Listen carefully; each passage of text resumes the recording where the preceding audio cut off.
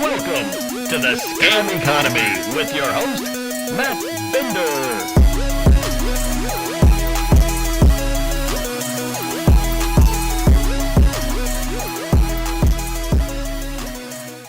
Hello, everybody, and welcome to the post show for Scam Economy episode number 3, the Great Bitfinex Heist. How are you all doing tonight? If you're watching live, if you watch the YouTube premiere, I should say, I appreciate you, or if you're watching this live, I appreciate you staying up late. There was some technical difficulties getting started earlier today with the video. And so I ended up having to schedule the stream, the premiere, I should say, for about an hour, 10 minutes late, I think it was. So we're now starting this live stream pretty late. It's 11 o'clock. I'm going to say we're going to go for the hour. You all know me. I end up going maybe 2-3 hours sometimes with the stream, maybe 4 sometimes. I'm not going to do that tonight, even though I may end up going that way tonight. We'll see. We got our first caller. Let me take it. Hey, what's your name? Where are you calling from? It's Renee. Hey, Renee. Can I pull you up on the stream? Yeah, okay. Hello, Renee. What would you like to talk about today? Right. Well, I've been trying to call various times. Let's see. Some episodes back, you talked about like the more stability of the banking system versus cryptocurrency and all that. Well, I don't know about, yes, quite frankly. I don't know if I'd use the word stability in comparison, not in general. Yes. Right. I'd like to add my experience because back in 2001, after my dad died, I went to Argentina when it was in the banking crisis, what they call the corralito, when all the banks closed and they shut off the funds for their their clients, which basically was like the majority of the Argentinian population, especially the middle class. And it was disastrous, and it was very. That shows you how destabilizing and very weak, and how they can have like this kind of like monopoly of force, shall we say, as Sam Cedar likes to talk about, right, when he refers to the state. But actually, the bank can be, especially in the third world, the world banks and corporations can be like their own state within a state. And talking to our Argentinian associates and friends, they said that they're in certain cases for favored clients and things like that, they were able to get a stay, or that certain banks would alert and their clients to withdraw their money in anticipation of the crisis.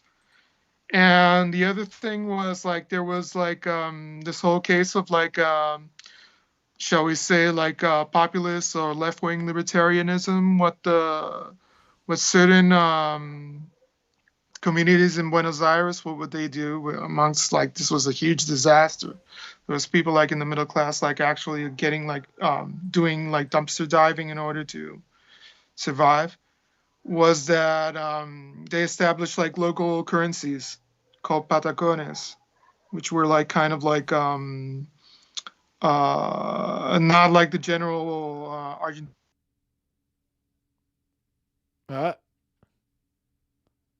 You froze, Renee. I guess the banks don't want you telling me what you're telling me. Let me call right back. I'll take your call. It seems like we lost connection. Well, that's too bad. I wanted to discuss that with him. It was a good point. I would generally, I mean, this was 2001, he said, so I would generally ask, when the country is in crisis like that, there are other systems that I would assume fail. And for example, internet access, the country's connection to the internet. I'm looking at the chat right now. Infinite Content says Deep State got him. Lord Irion says Illuminati got him. Michael says IMF took him down. Right. Yeah. He's not even calling me back either, which is odd. Well, that's too bad. Yeah, I mean, listen, I'm understanding of the argument about what Renee brought up when it comes to developing. Oh, here he goes. Oh, no, that's not him. Well, that's too bad. I'll take your call in a second, Tony. Call right back in 1 second. I'm understanding of that argument. I'm understanding that position. But at the same time, we're now how many years into this? And Bitcoin and the crypto scene has not provided these countries with what they need. You think you would find some sort of global acceptance of this? You think all of these countries dying to find this new system would have instituted Bitcoin or some other cryptocurrency by now, and that people all across the country would be using it, widespread use? Hold on. He's calling me back now. Let me take it. Hello? Yeah, sorry. I crashed it. It restarted. I have that problem with my iPhone. Basically, that as I was saying, that the local, they had like a neighborhood currencies that were like a temporary measure where people could barter for food in special markets within the neighborhoods of Buenos Aires. Right. And for instance, in my case, like Oh, you're back on the feed. Okay, let me put you up. and right, should I start again? No, go ahead. Keep going. Your audio was playing. Your audio so was playing. basically, as a personal anecdote, like I had like Argentinian peso, but I had like dollars and things like that to exchange and things like that, and then suddenly I wanted like to buy something, and so at night there wasn't like anything available, so I just went into one of these markets, and they gave me like this temporary money, and it was kind of, and when I went back in order to trade it back to the hotel or use it as currency at the hotel, it was kind of like embarrassing. I had to explain because they preferred like the official money instead of like this Right. kind of like. So are you? I mean, I'm assuming you're making the claim that the crypto would be helpful in these situations in a country like Argentina at the time, or where you are. You're in. Well, I do advocate it for the third world. I've always advocated in terms like when things aren't like traced and things like that. I can imagine like Grimlock's look of horror and things like that. But I mean, in very special cases of like blockades and things like that. My point is like in this case is just that as I was saying, like the imbalance of power there is regarding the banking system and how fragile it could be in these cases if they want to declare like open warfare against economic measures of a government. Right. I mean, there's a lot more institutionally that's the problem. That, I mean, crypto or Bitcoin or whatever advocates want rolled out in developing countries. I mean, it's not just like it's more than just the banking system. I mean, I'm sure you would agree with that too. So just replacing the banking system with crypto wouldn't solve any of the institutional problems. I mean, it's like what Venezuela does. It includes it. Now, for instance, it's clearly ideologically where I'm coming from has nothing to do with El Salvador. And the other thing I wanted to comment on was like regarding our soon-to-be ex-president and his. It seems there's a rat trail towards Spain to escape from whatever measures the new government takes. Is that he started out like with credit cards with Diners Club. and he actually caused a bank, a local bank that had like a tradition of like a century in southern Chile to go bankrupt with his credit card scheme and all that, because finally he made like so many loans and things like that that the bank couldn't like Well, what's the precise that term? seems like an issue with that specific bank. I mean, if you're doing No, that, but he that's did it. He did it specifically, and he was like wanted for the. He was like a wanted criminal by the Pinochet government because of well, it. right. He committed a financial fraud crimes. Like this isn't. Right. I mean, It's his speciality. In other words, he usually relies on like inside trader information and all right. that. Let's keep it on topic though. Because I don't want to go off into other. I don't want to go off into tangents because you brought up No. Right. I'm just. you brought You up could keep it on. You Like brought what up you El were saying now Salvador. that it's. You brought up El I was just. Salvador. And you know, I mean, El Salvador seems to be the ultimate test of what's going on, right? Ag- Ideologically, I'm completely on the others on the other side of. right, but what? But I mean, that's what ends up happening, right? I mean, this is all very ideological. I mean, when we talk about cryptocurrency, I mean, look who is running the country that instituted it as a national currency, and look how that's gone. You have people in the streets organizing against it. You have the head of the country basically gambling with the state's money. I mean, putting taxpayer money into buying crypto, frankly, at prices that are currently putting him at a loss. If I'm correct, if I believe I'm correct. I mean, I don't know what's going on there. I think if you look into Right. how In the if you case look of into how it Venezuela, I started, if think you Venezuela's basing it on the oil reserves and all that. if you look into how it started, it was basically a bunch of Americans, white Americans, wanting to push crypto into an area and completely created a tiny little economy via Bitcoin only. And so Right. they created Bitcoin Beach over there. And it's like, you know, white savior complex. These guys show up and they think they're, well, they don't actually think that. They know what they're doing. Yeah. They're using it as a marketing ploy. They don't actually care about The helping exact people over term would there. be like Because if you wanted to help people over there, you just give them the money that they need to actually pull themselves out of the situation they're in, instead of using them. it's Instead of you, colonialism, right? I mean, they're essentially using these poor people as test tube babies or something like that. Like they're A fucking petri dish, a as petri I dish. would like Yeah, to I mean say. that's what's going on over there.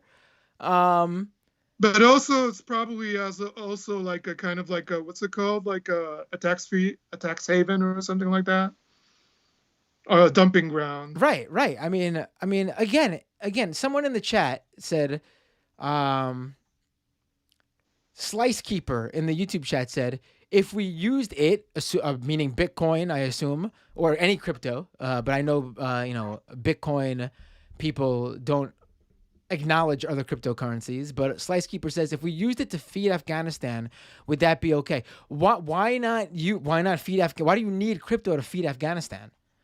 I mean, we wouldn't drop Right. off No, I crypto. mean We wouldn't basically, drop off crypto wallet passkeys in basically Afghanistan. from a left wing libertarian point of view, it's just basically if you're deemed as an outlaw country, and you're trying to like run against a blockade like Iran has to do, or Venezuela, if they're like freezing your funds and things like that. Right. I mean, listen, I am sympathetic to the idea that Bitcoin or crypto can have some real potential to change things in developing nations. But I mean, Right. that's just But because. that wasn't the point. I mean, when I was making a critique on the general like financial system and all that, I mean, I'll always repeat this point and things like Right. that. I mean, that's the point I'm getting into here. You know, I'm sympathetic to that view, but I'm not for it, and I think it's a bad idea because just because the current system, and in your case, you named one in specific countries, is bad, it doesn't mean crypto, which is mainly used as a speculative vehicle for people with big pockets mainly. I mean, they're the ones who are gaining the most from this. Tech VCs, finance bros. Really, some of the worst of the worst, especially when we get to an ideological standpoint of who holds all this Bitcoin, white supremacists, So your far right. solution, I mean, I can't read Grimlock, but your solution would be like kind of like a communist, anarchist, cash app or something like that. I mean, me personally, I'm not. This isn't fixing the world's financial problems. Is sadly, not my area of expertise. And I Right, wish but I I could mean, give you. in But the abstract, I of think course. obviously yes, something in the sense of. I mean, I don't see why a system like that couldn't work. Essentially, obviously with heavy regulation and run by the state, insuring people's money, a much more open banking system, no fees. Obviously, we don't have without corporate control. We don't need to nickel and dime poor people with, minimum balance fees and things like that. But essentially, I think the problems go way beyond that. Frankly, I mean, But wouldn't that fall under control? For instance, I mean, now would run the risk of cyber warfare or something like that. Would I be mean, that's another thing that I was trying to get to before. When you might not have heard because your internet went out, but I brought up like, if you're giving me a scenario where the banking system failed, and that's much more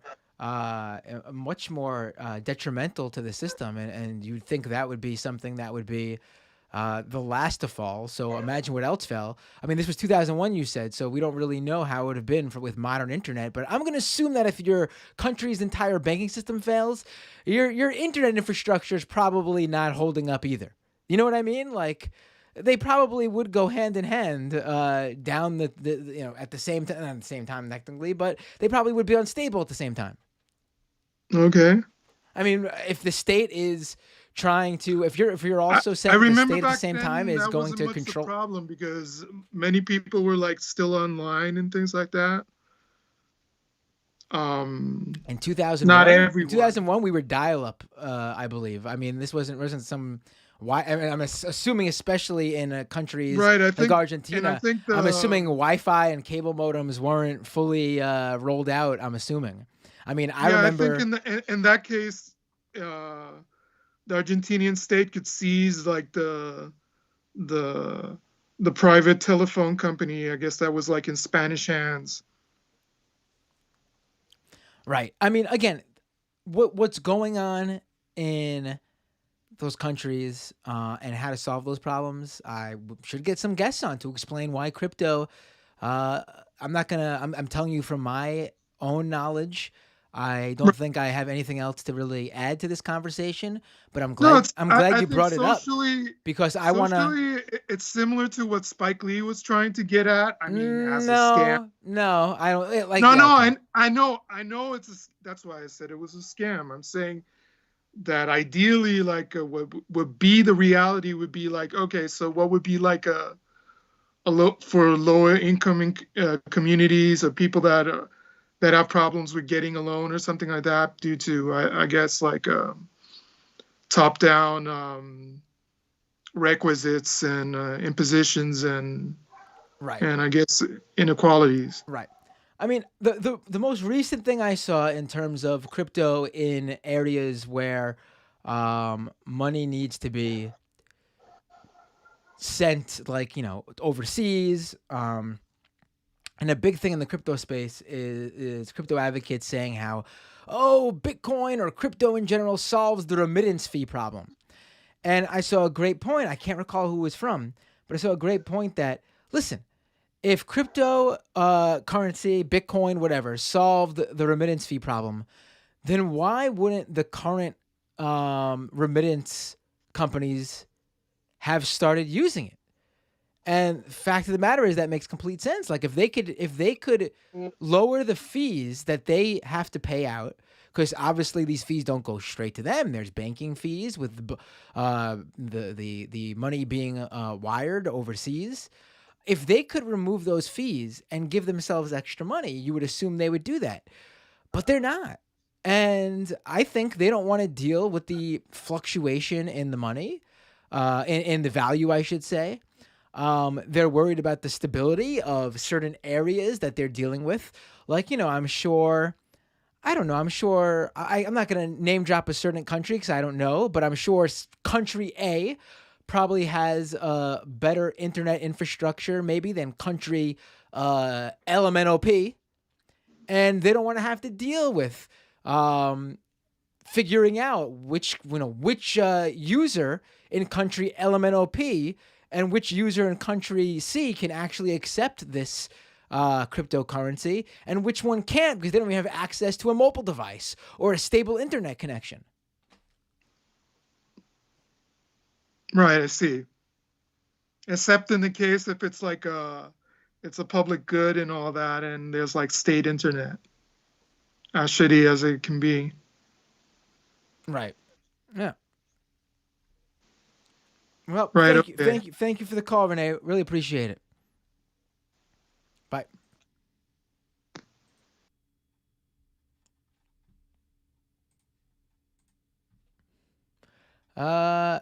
Carl's Darwin says, "Are you serious? Because they wouldn't have a business." Ha ha ha ha. I mean, that's not true. That's not true. There'll always be business for that. Do you realize that there are people who like completely avoid the like things they could do on their own digitally, like at home, and actually go in to get help from a service and actually not mind paying fees or whatever for it? Like, there's still people who like get money orders and traveler's checks. There's people who still go to the bank to deposit checks instead of using a mobile device. There's still people who use check cashing storefronts. People who go to pawn shops instead of just putting something up on eBay.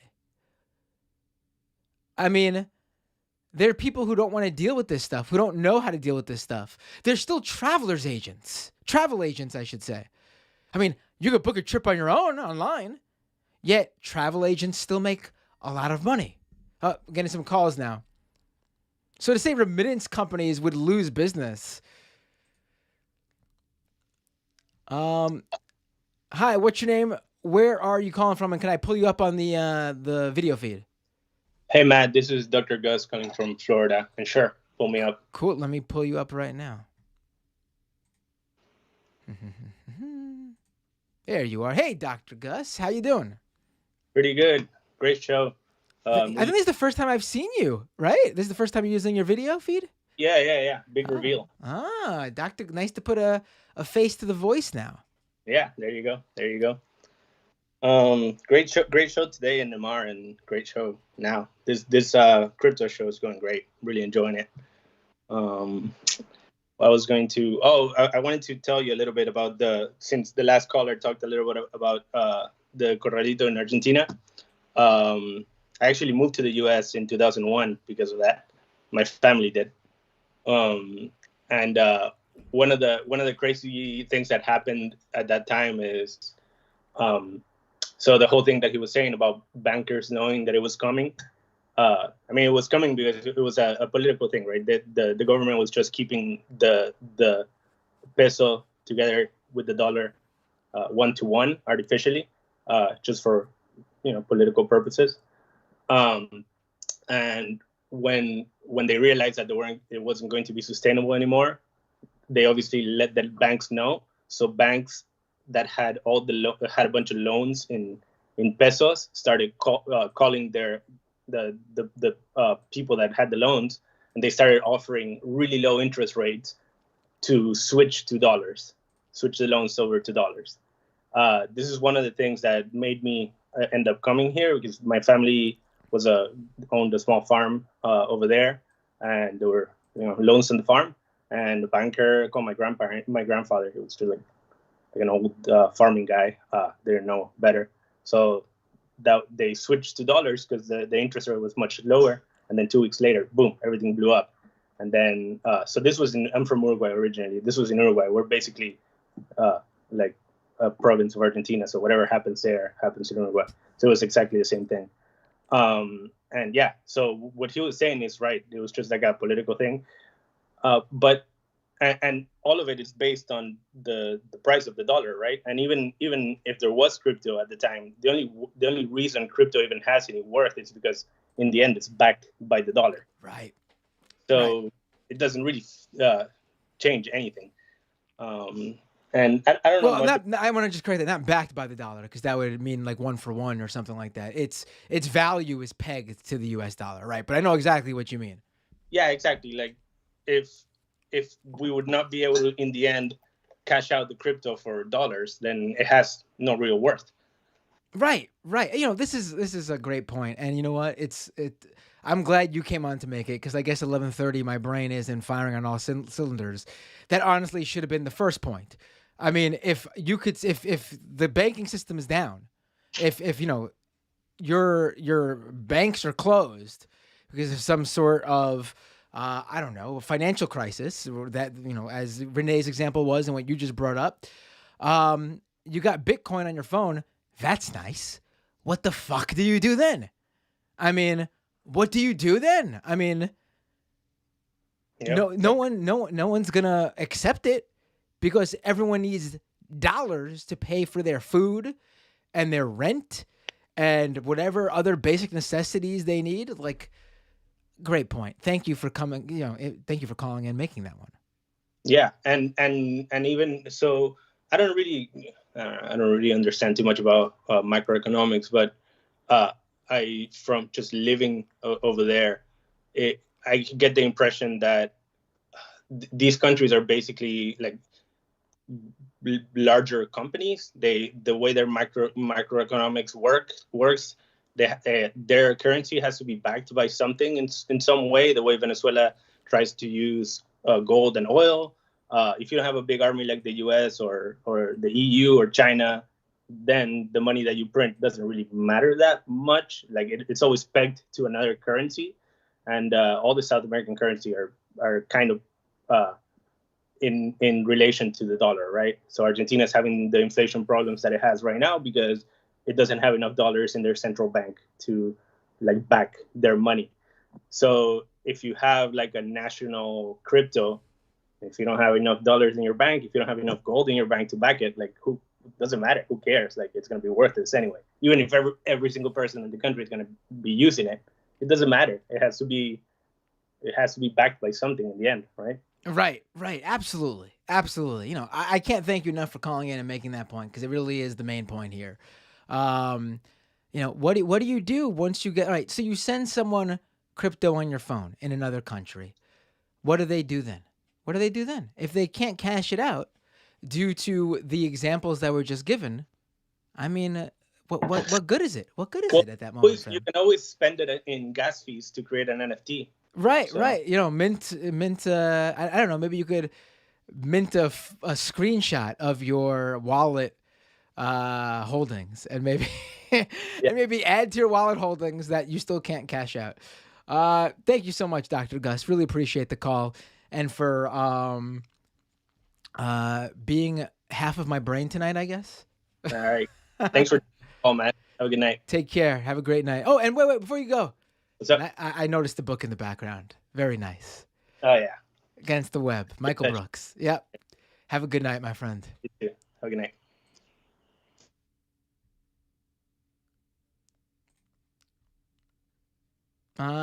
Is this this is the crypto hour here. But I guess we'll wade into politics world here for a second. Is this the real Jackson Hinkle in my feed? In my live chat feed? Oh wait, got another call coming in. Hey, what's your name? Where are you calling from? Hey, Matt, it's Tony from Texas. Hey, Tony, can I pull you up on the feed? By now I know you'll say yes, but I'll ask for a little bit longer, and then I'll just assume. If I'm actually sending, if I don't feel like coming on screen, I won't do the video call. Just call in without the video footage. Makes sense, being that you know how to use Skype at this point. But you'd be surprised how many people call in for the first time and have no idea if they're on audio or video, on both, neither. So I ask for now. I appreciate that. So yeah, like one thing I kind of wanted to bring up, the argument, like I don't remember if it was that libertarian from Jamaica that called in the other week, when you were talking about one of the myriad flaws with currencies, and he was saying like oh well if the regular standard banking system fails and falls out from underneath this, then it's all goes to hell anyway, so like what's the difference? And it's kind of like being like, well, if a bridge collapses one way or the other after a period of time, what's it matter if we make it out of like cardboard and tissue paper or out of concrete and rebar? It's all the same, right? If it fails, it fails. Right. And it's a really, I don't know, really silly kind of non-argument. And then the other thing is like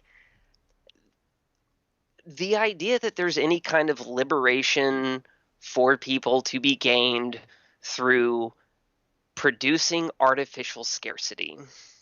It seems really, really absurd. And I mean, it's not any new of a scam. I mean, that's kind of the whole scam at the root of capitalism, is like making things more scarce than they actually are so that you can withhold things from people in order to coerce them into, providing their labor for profit and what have you. And I mean, so far as I can see, cryptocurrency stuff, it's the same sort of power dynamics that are being replicated, just with even less regulation and protection for the people who don't have a whole lot of money involved. Right.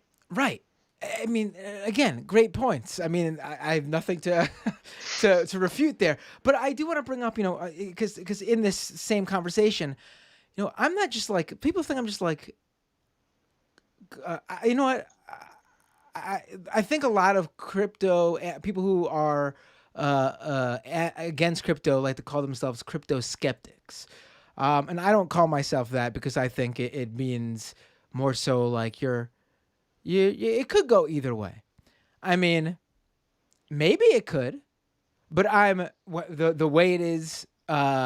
That's the whole. Here, let's put it even simpler. The whole space is constantly saying, Bitcoin could do this, crypto could do that. Okay, lots of things could do a lot of things. What is it doing? And when you look at what it is doing, it is basically creating a market where people bet on highly volatile assets. And it's no different than like securities in the stock market. Mm-hmm. If you want to just say that's what it is, then fine, we could talk about it in that way. But they never do that. Like I even say, if this was presented as gambling, like the same way like DraftKings is sports betting, Mm-hmm. fine. I think in that sense, I mean, I know there's a lot of critique out there and how that world preys on poor people as well. But listen, this is my opinion on that.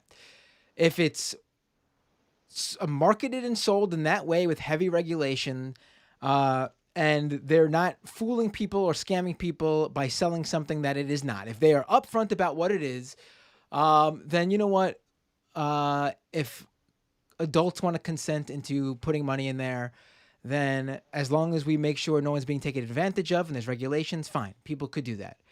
But this is not how it's being sold. This is not the use case for it. Like, why are these VCs so absolutely obsessed with taking this shit and injecting it everywhere? Everywhere. I've never seen anything like this, honestly, in terms of like, this one technology needs to be infused into every aspect of everything. Mm-hmm. Here's something I would bring up if the founder of Reddit, Alexis Ohanian. I forgot how to pronounce his last name. He's a big crypto guy. And he constantly puts out the idea of like, oh, people should be paid for their content. When it gets sold, people should be, you should own your data and get paid for it. Why are other people making money off of your data? Well, why are you saying this now? You fucking founded Reddit how many years ago? If you felt that way while running probably one of the premier platforms who's made their entire revenue model taking advantage of people creating content for your platform, why the fuck haven't you been paying them out before this? I'll tell you why. Because Reddit's model revenue model for him to make money required that free labor from its users. Now he's found a new way to sell people into saying, hey, you can make money too off your content. But what he's not also saying is that this new system he's found also gives him the most money too via the tech blockchain Web3 companies he's invested in who are really running the show. I mean, if this shit, if helping artists and poor people and feeding people in Afghanistan was so fucking important, why is the idea to do it just coming now in 2022? Right. And why are we creating all these unnecessary steps between if it was really what we were trying to do, then why make all of these unnecessary wasteful measures in order to, again, scarcify things that resources that we ostensibly trying to provide people. I mean, frankly, I don't think they're really good faith arguments or at least not from these rich libertarians that are propagating and pushing this stuff. There might be some people who are a little bought in that might be trying to make these arguments in something like good faith, but that without a whole lot of self-awareness or reflection on what actually needs to be done. And I don't know, it all kind of evolution of neoliberalism and trying to sell it as like market solutions for all of these things. When here, let me actually give you a perfect example of this. Someone sent me this. I'm probably gonna do an episode on this. Someone sent me this podcast. Hold on one second. Let me okay, someone DM'd this to me. It was a podcast on Defiant News, which is like a crypto news outlet, a DeFi, decentralized finance outlet. The woman who runs it, she wrote this like really I don't know how to even explain. It's late. This really pro Ethereum book that's like really important to the whole crypto world space. They think it's a great book, and so she runs this news outlet. Just so you know what the bias here is. And this podcast was sent to me by a listener about this new crypto company, this new blockchain company called Giveth, which aims to build the future of charity using the Ethereum blockchain. And the quote that's I haven't listened to it yet, but the quote that's pulled by this news outlet in the interview with the founder of Giveth is, I don't think we go straight to taking down governments. It's more like death by 1,000 cuts. Let's replace government services with public goods that solve the problems with market forces. Now I want to make this completely fucking clear to people who listen to that jibber jabber bullshit. That's a nice fancy tech way of saying we want to privatize everything under the guise of a charity built on the Ethereum blockchain. Know what they want to do here. They're saying it to you out loud. If this space was all about helping people, this would not be what it's about. That simple. Absolutely. Last thing, and I'll hop off. I don't know if you watch some more news with Cody Shoddy, but he just released an episode on the metaverse yesterday, and part of it talks about this basically using the blockchain to do virtual real estate, where they're basically minting finite virtual real estate resources or whatever, and so people are like buying up these like spaces, these virtual spaces and cities or whatever, these neighborhoods in the metaverse for setting up their shops or their virtual experiences or what have you. And it's it you know again, it's just really this way of like trying to replicate these power structures and power dynamics that we already have, but just do it in a way that circumvents any kind of input or say from the majority of the population that actually has a stake in how these resources are used. Right. And again, like, yeah, it's a virtual. Andreessen Horowitz, which is one of the big VC firms, just invested $60 million into a metaverse Web3 a real estate company that's buying up assets. I think you just mentioned part of this, but I just wanted to get to the specific recent news hit that I saw that ties into this. Is this the wonderful, progressive, liberating the economy for all that these rare leftists who are pro crypto is talking about? I mean, again, this is a space that's not at all welcoming to progressives and leftists, and it's so much here. It's just so much here. Like if this was just like, listen, I think Facebook's whole metaverse push with what is essentially virtual reality is just a bullshit marketing ploy. VR has been around for a long time, but I don't think it's a problem in any way other than like Mark Zuckerberg pretending he created the VR space by all of a sudden turning everything into metaverse. Like I'm gonna continue to criticize the media for using that terminology as if, again, this is a new thing. I mean, this is ridiculous that we're all just talking about it. It's VR. Metaverse is nothing different except it's what Facebook is trying to brand it as. And guess what? All the metaverse apps and shit they've made suck.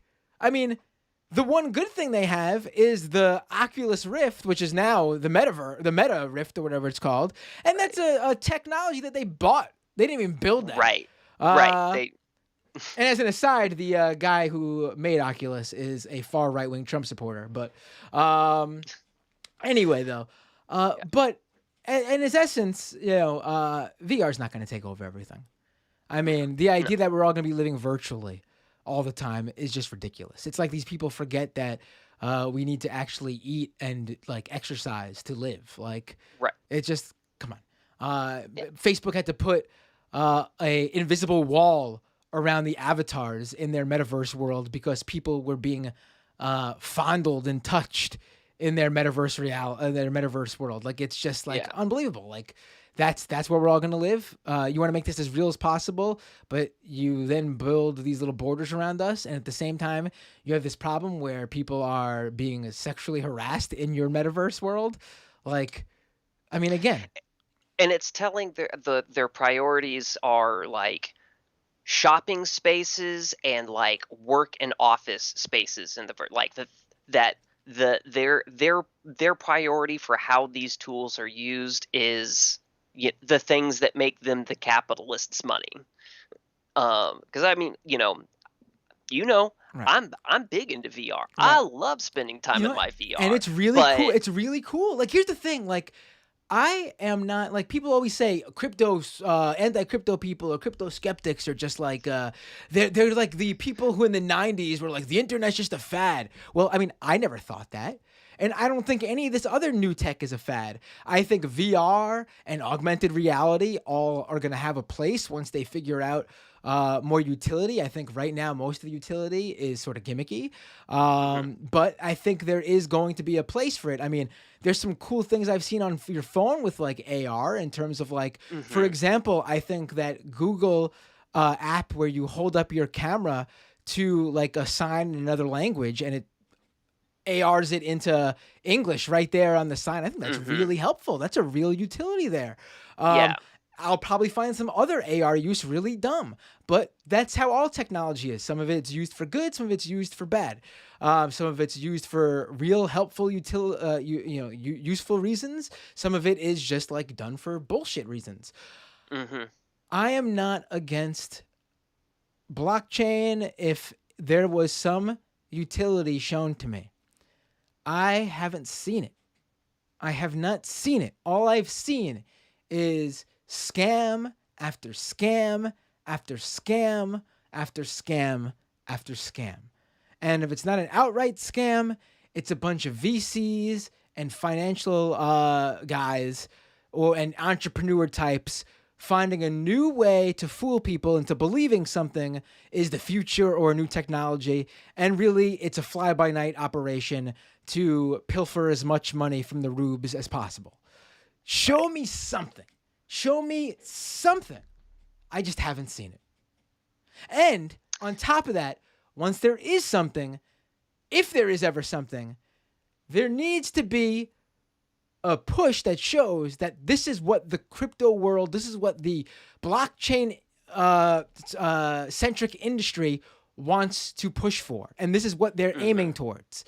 If it's just like, if one good company finds some utilization here and they're fighting against the grain and everyone else is trying to stop them to keep running their crypto scams, then guess what? I mean, the industry is rotten to the core when that comes out. You know what I mean? Right. Like, it's just I don't know what else to say to these people who think I'm just like being anti-crypto for the hell of it. Like, how would I have this show if I was just being anti someone for the hell of it? Like, the reason I did this show is because it got to the point where there was just so much to talk about on Doomed, and I was getting so many calls on Doomed, and it was like, this is clearly penetrating every other facet of people's lives, and people are worried or just confused, and it needs to be discussed. Like, I probably could not do a show on like VR or AR because I don't think it's that part, like it's trying to like disseminate itself throughout society and culture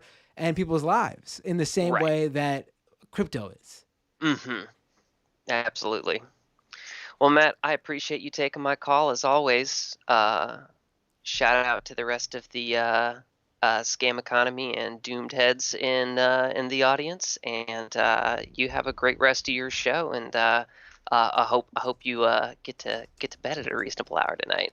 Yeah, it's already. Yeah, I'm gonna take a few more calls, I guess, and then I was gonna do a news like a video clip, but you know what? Let's save it. There'll be plenty of stuff. You know, geez, if I could do more shows, that would be great. That's why everyone who isn't a Patreon subscriber should go to patreon.com/MattBinder. That's right. Y'all do that. Thank you so much, Tony. Great conversation. This was wonderful. Thank you so much. Appreciate it. Bye. Bye.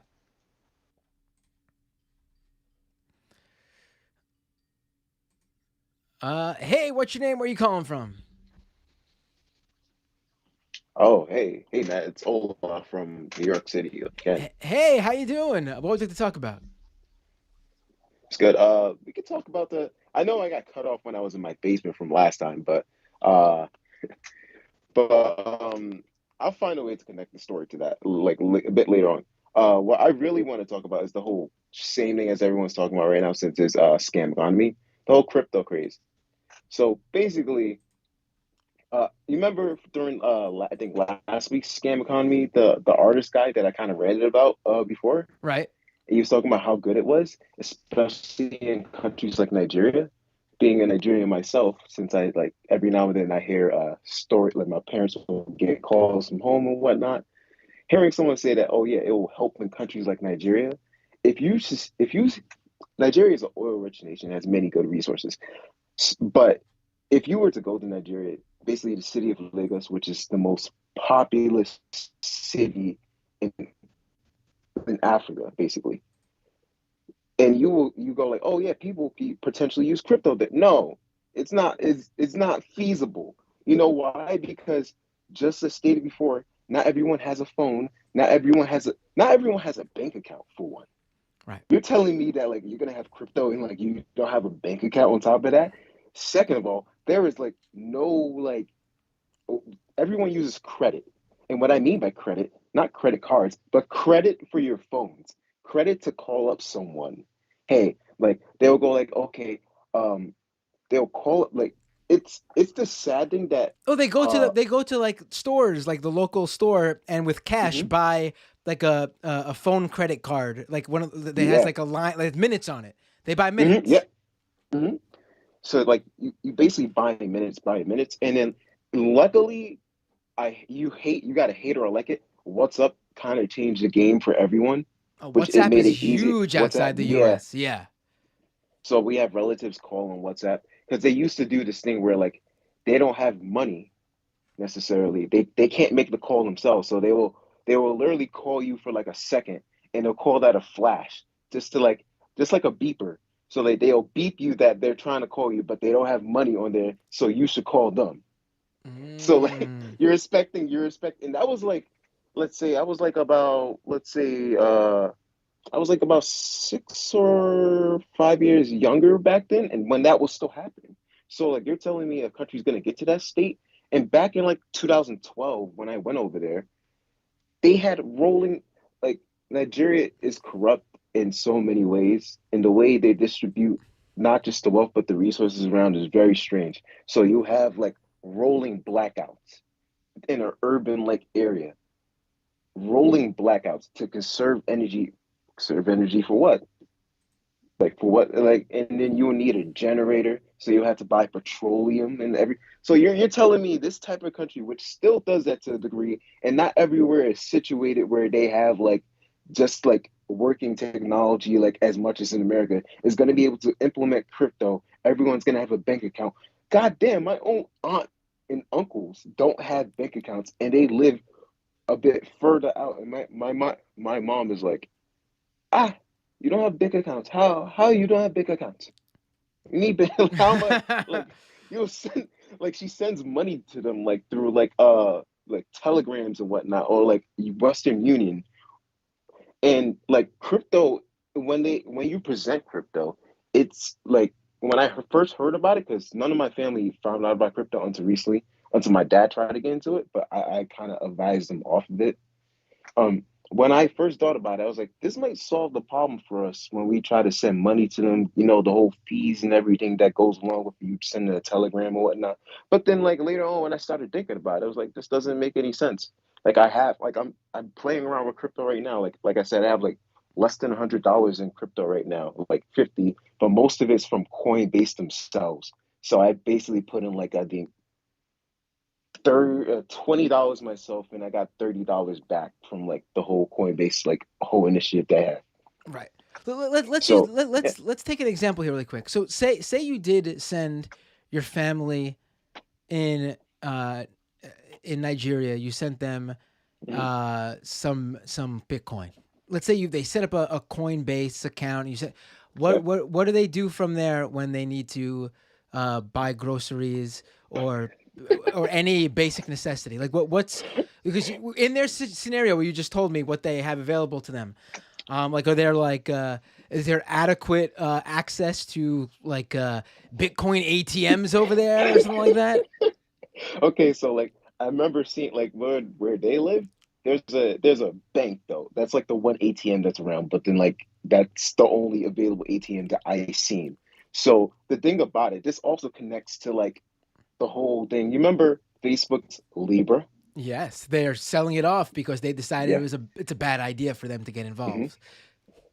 But it would have like the whole initial like when Libra was like when they were introducing Libra, it seemed like a game changer, and like a lot of companies were gonna try to get into it. And that I feel like that was monstrous at that point. That if those companies were able to like were joining, it actually might have moved the needle for like Facebook Libra. But then I think the FTC shut it down, right? If I remember right. Which one is that again? I'm sorry, you cut out for a second. So I mean, if there was a list of companies that were gonna join in the Facebook Libra thing, Oh and yes, that yes, but it, everyone basically, once the government got involved and yeah, questioned it, I think everyone backed out, and Facebook yeah, realized that this is not going to. I mean, hmm it also doesn't make sense for them to get involved in it. Like they have a completely established social media platform. They run, and even outside of Facebook, they have Instagram, WhatsApp. They basically have a corner on every inch of the market, except I would guess the video area where YouTube and TikTok are giving them the run. You know, they're giving them problems. But everywhere hmm else, they're pretty much the de facto network. Why yeah. would they get involved in this shit when it's like, So sorry. So basically, I'm just gonna say like with those many companies, I feel like they would have moved the needle. But the thing was, I remember when seeing the advertisement, they were trying to get. I remember them showing like a African country, maybe Nigeria itself, them use it in the marketplace. Them use the lead. I was like, wait, that's not fucking possible. How the fuck? They brought out their phone, they scanned the thing, and they brought like the small little fruits and vegetables that they were trying to get. I was just like, that is like when I've been to Nigeria, that's never been a fucking thing. And I just to tell the audience, um, think of like shopping in a marketplace like that. Think of like farmers markets, stuff like that. Or like just like if you think about like Middle East, like how they stereotypically make the Middle Eastern marketplaces like that. That's a similar marketplace to how Nigeria is and many African nations, probably somewhere similar to other places in South America also, since I've been to Nicaragua before and seen it. So it's like you want to put Libra in those types of countries where they don't have infrastructure for like real like internet or real technology that's like people have to constantly buy minutes for their phones and whatnot. And you'll see that it's all connected because Facebook has you could put your a wallet an account on Facebook. You could put your credit card on Facebook and whatnot. So they were already trying to like tie it in. And you could see it on WhatsApp. Like, oh, oh, you froze. did I cut? No, you're back. You're back. I think I cut out. You're back But though. like, yeah, yeah. Hopefully, I won't cut out like the basement last time. But like, you can see how like they were ready to like jump on everything, and luckily the government just shut it down. So it's just like, no, it's not possible. Bitcoin and other cryptos cannot is they it's not, and then it's mostly for the wealthy people in those countries. Trust me, there's plenty of wealthy Nigerians that have crypto, but they have like the available like in certain areas. Remember, the resources are very limited, so like they have almost 24/7 like internet. They have 24/7 electricity. They have 24/7 access to their bank accounts. So it's going to be easier for them to play around with crypto than the average person that lives in like the town and whatnot that like, hey, you might not know where like you might have running water at times. You have to fetch it from the well. Like it's just this whole like annoying thing when I hear like, oh, crypto can help like these third world countries. Nigeria is not really a third world country. It's like a first world country disguised as a third world country because of this corrupt government.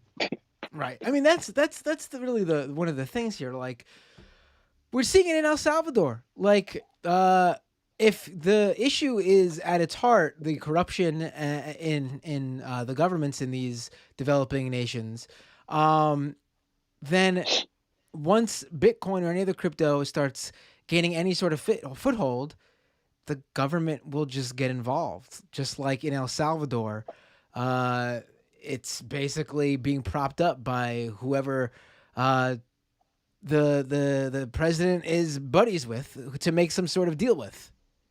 hmm And just I wanted to finish my like last point from like last time because I got cut out from my basement. So when it comes to like the whole Joe Rogan situation and third party media, basically it's almost everyone is starving for attention, just like on this platform, YouTube.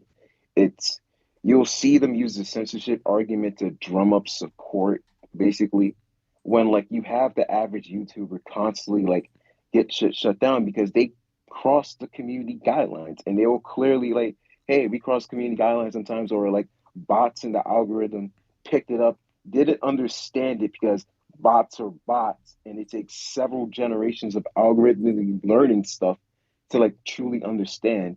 And then because of how much information and videos come on YouTube and Facebook, basically, the algorithm's gonna have a hard time understanding this stuff. And that's why like you also got like, not, you didn't do anything wrong at all. But the algorithm was like, hey, like, no, you did something wrong. And it's like, no, that's why you need a human reviewer to check it over. And then they basically, unless you're truly known, unless you have that blue check mark on Twitter, you ain't getting that response just yet at all. Well, I have that blue check mark, So and I can tell you it's not always the automatic helpful response either. To be fair, yeah, it's we need to get your support up. right. Thanks so much for the call. All right. Great points. This has been a great call night. I mean, unfortunately, haven't had any pro crypto people calling in yet. I was looking forward to one, but one last thing, guys, when it watch out for basically the far right wing and libertarian things.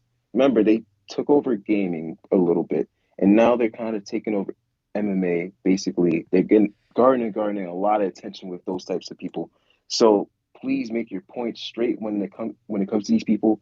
Be factual. Do not let them mislead. It's I just when I see comments, it's pretty stupid. It's pretty stupid. So. right. All right. I'll leave you MMA there. has been has had its right wing has been steeped in right wing ideology for a long time. But yeah, it is what it is though. Thanks for the call. Take care. Great calls tonight. Oh, we got a bunch of missed calls. I swear, more people call every time. Every time. Here we go. Hey, what's your name? Where are you calling from? Hey, Matt, it's Carl from Minnesota. Hey, Carl from Minnesota. What's up? You wanted a crypto boy, so here we go. I'm here. I remember you now. Okay, what's up? What would you like to talk about? Well, just to clarify, I'm pro Bitcoin, anti crypto, Right. anti NFT. Where's that? Where I gotta ask you, where is it? Just the fact that Bitcoin was the first, so that's the one everyone's pegged to, and so anything else you just think is like bullshit? Like, is that where it comes from? Like the Bitcoin maxi position? Yeah, sort of. I mean, I think even Bitcoiners, we are also protective of people getting into the space because we don't want to see them scammed. Like, that's why most Bitcoiners, and I'd say the majority of which are ardent anti-crypto people, anti-shitcoiners, as it were. Right. Because I mean, it's also a little bit self-serving too. I mean, you want your coin to pump. Sure. Right. But I will say that Bitcoin, I'm not going to use the word safe, but comparatively to the other crypto, I mean, I think it's probably the one where you will lose the I can't say least amount of money either, because you just don't know in terms of how much you put in or when you put it in. It's been established the longest compared to the other cryptos, being that it's the grandpa. It's granddaddy crypto. So I get the position, and I see how you're able to label the Bitcoin maxis in that way. I mean, I don't know if I agree exactly, but sure. Well, there are a couple of reasons for that. Proof of work being one of them, but like even the divergence between Bitcoin Cash is like over the block size war. Like, should normal people, me, who can afford to spend $200 to become a part of the network, all these other chains or whatever got focused on, no, it needs to be faster. We need to have more transactions per second instead of being, no, let's make this secure and as decentralized as possible. I mean, and that was the block size war. Right. Well, I think proof of work and proof of stake are both really silly. Honestly, obviously but necessary. I mean, is it? I mean, Bitcoin will never be able to actually conduct the number of transactions to be used in a global capacity. I mean, on the base layer, sure. Yeah. Right. And then Not Lightning, but right. I mean, we could talk about Lightning. I mean, but then there goes there goes the whole there goes a lot of decentralization aspect, no? not really, because the more people who have nodes, the more hot points there are, the lower fees are, and the more decentralized. I think when companies or to run too many payments through nodes, that's when you have the centralization problem. But Right. it's better in the opposite way. Right. I mean, isn't there a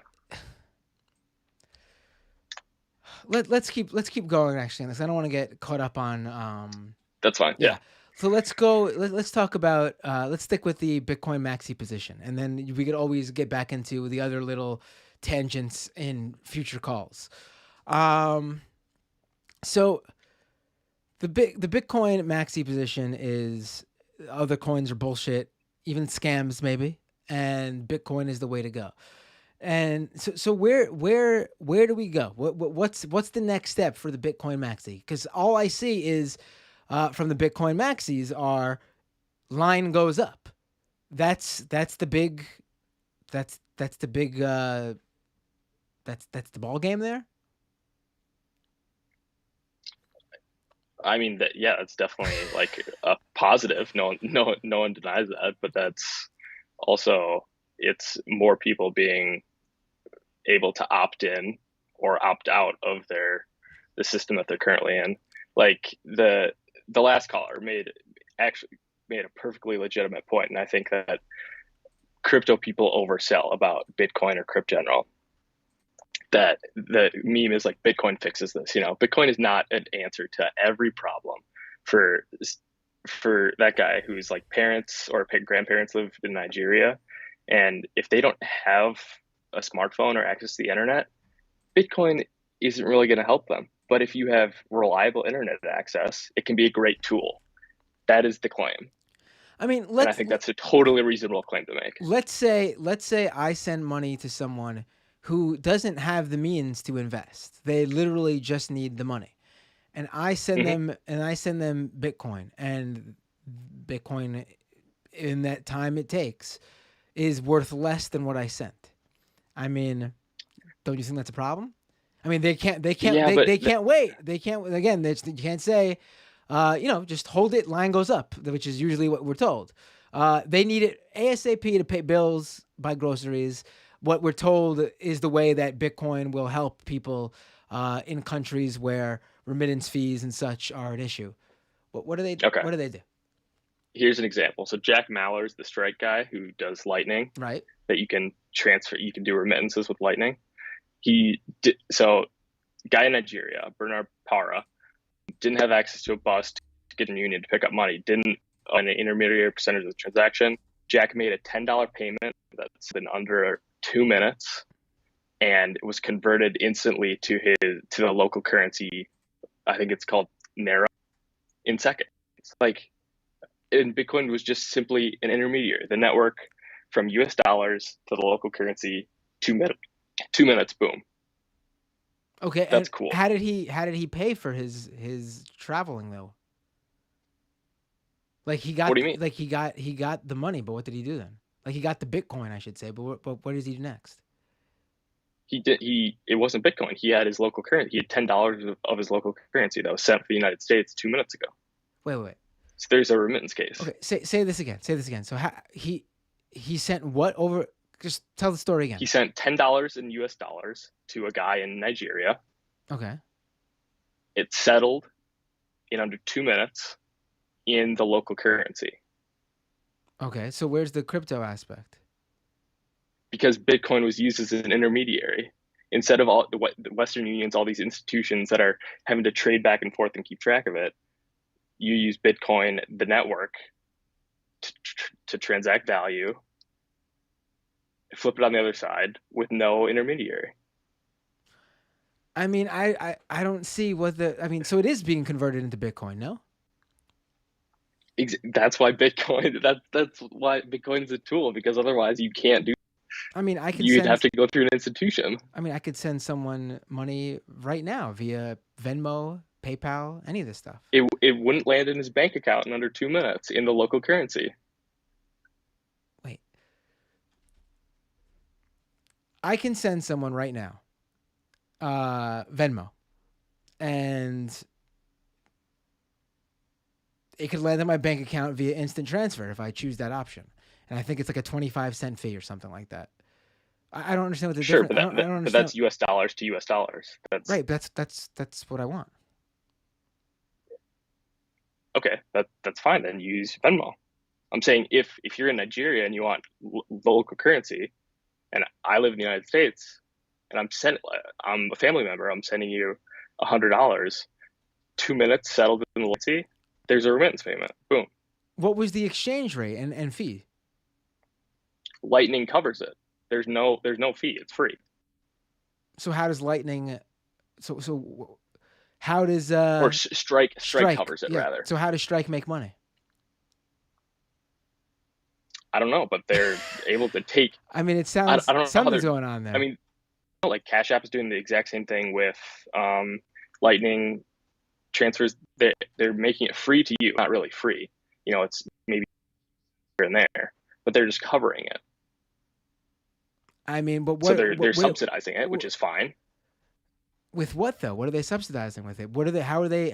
What is their revenue model? The Cash App? No, not Cash App. I'm talking about Strike. Because you can buy Bitcoin on their platform, you can trade peer-to-peer on their platform. You can. So they're taking It's just fees. like another. It's like, how does Venmo make money? Well, they charge fees. Yeah, and you could buy Bitcoin. You can also use the Lightning Network for free. They'll cover that for you. It's like a service. Right, but what I'm saying is that you're saying they cover it, but what fees do they take? What is their revenue model? Not only paying for the Lightning fee, which is if a cents. So I'm able to for free. They're going to pay the 2 cents on the Lightning fee for me, and I just get to send my payment that from US dollars settles in the local currency in under 2 minutes. All right, I think both of us need to look more into what exactly is going on here, and then come back and have this conversation, because I think we both don't have it all. I think that's honest. I think because I mean, they're subsidizing with something. They're not a government, and they're not making. You know, they don't have some. As far as I know, as far as I've seen, I don't know too much. I have to look more into Strike and Lightning, but I never came across them being subsidized by the government. So the subsidy coming from somewhere, and I want to know where. I want to know how they're making money to be able to cover these fees. Sure. I mean, it's like a business. Like Costco makes a ton of money. Yeah. Some of their foods are a loser. Their pizza and their hot dogs, whatever, they're losers, but they still for them. Right. Like, so what is the moneymaker for Strike is what I'm saying. All their other services. What other services? That's what I'm asking. That's literally what I'm asking. Like buying Bitcoin just from an exchange or from someone else. Right. So isn't that on-chain transactions? Wouldn't that be involved in sending it over Lightning as well? Like, wouldn't you need Bitcoin? So they're asking you to buy Bitcoin from them. No, you don't need to do it over Lightning. Well, you just said it gets turned into Bitcoin and then lands in the local exchange. Strike has a Lightning application. It's not only Lightning. You can also just make an on-chain Bitcoin purchase. I mean, I think there are 2 levels to it. I think I need to learn more about this, and then I'll get back to you about this specific thing. I'm familiar with Lightning in a very basic sense.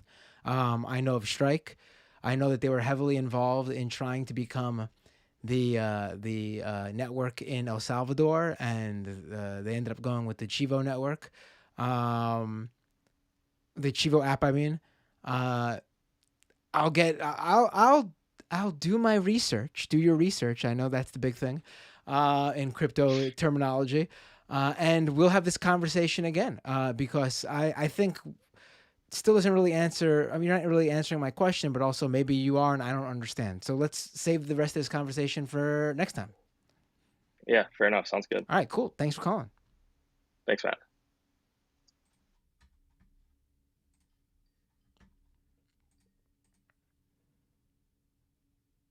Hey, what's your name? Where are you calling from? Oh, your audio is muted or something. I can't hear you. Yeah, you might have to change your preferences.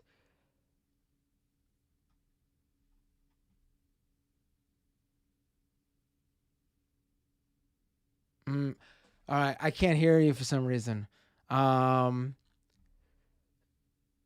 to fix your settings and call back in. I'll take another call and I'll give you another chance to call back in. Oh. Hey, what's your name? Where are you calling from? Hey, Matt, this is Todd from Pennsylvania. Hey, Todd, how you doing? What would you like to talk about? All right, so let me see. There's a lot I want to talk about, actually, but so big fan of Majority Report here. And honestly, there's a couple of things. So I respect you guys a lot, so I look to you for, information regarding, everything with the politics. You guys really shaped my, view on politics, and so I respect your opinion, on things, Right. so, but I'm coming to you guys like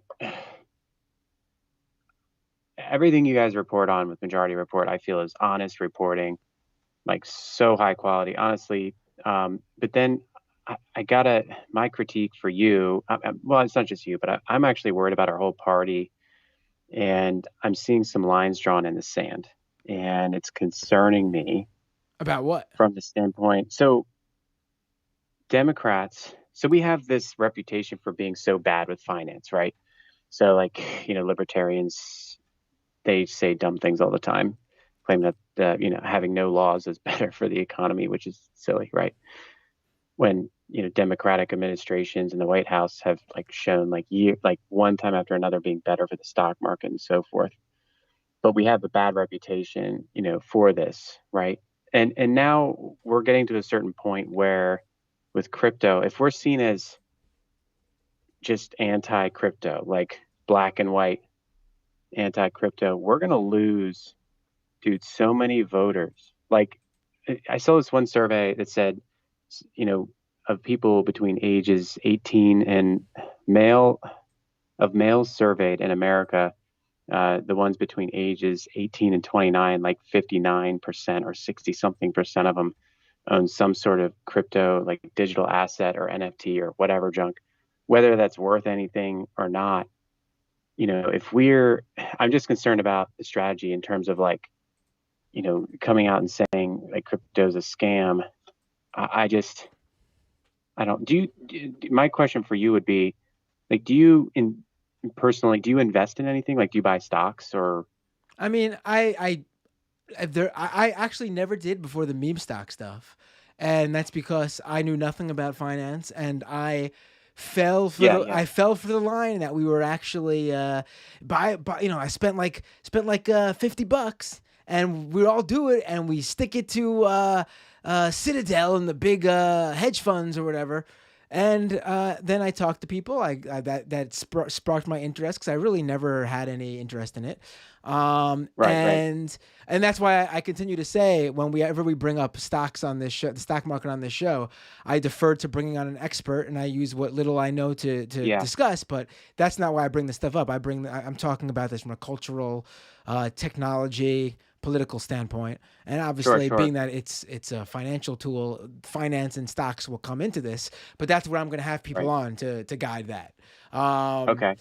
But I mean, that's all I really took part in when it comes to that. I mean, I now learned that shortly after that, it's all just bullshit. I mean, just like some hedge funds lost, some hedge funds got rich through the meme stocks too. I mean, it's all they'll always find a way. I mean, it's all just it is what it is. It's all a game, right? So meme stocks you're talking about, like, is that like GameStop? GameStop, AMC, all that stuff. Okay. Yeah. So all right. So my stance on crypto. So I consider myself progressive, not as knowledgeable on, as you guys are in politics, not my career path, but I'd say I'm very progressive.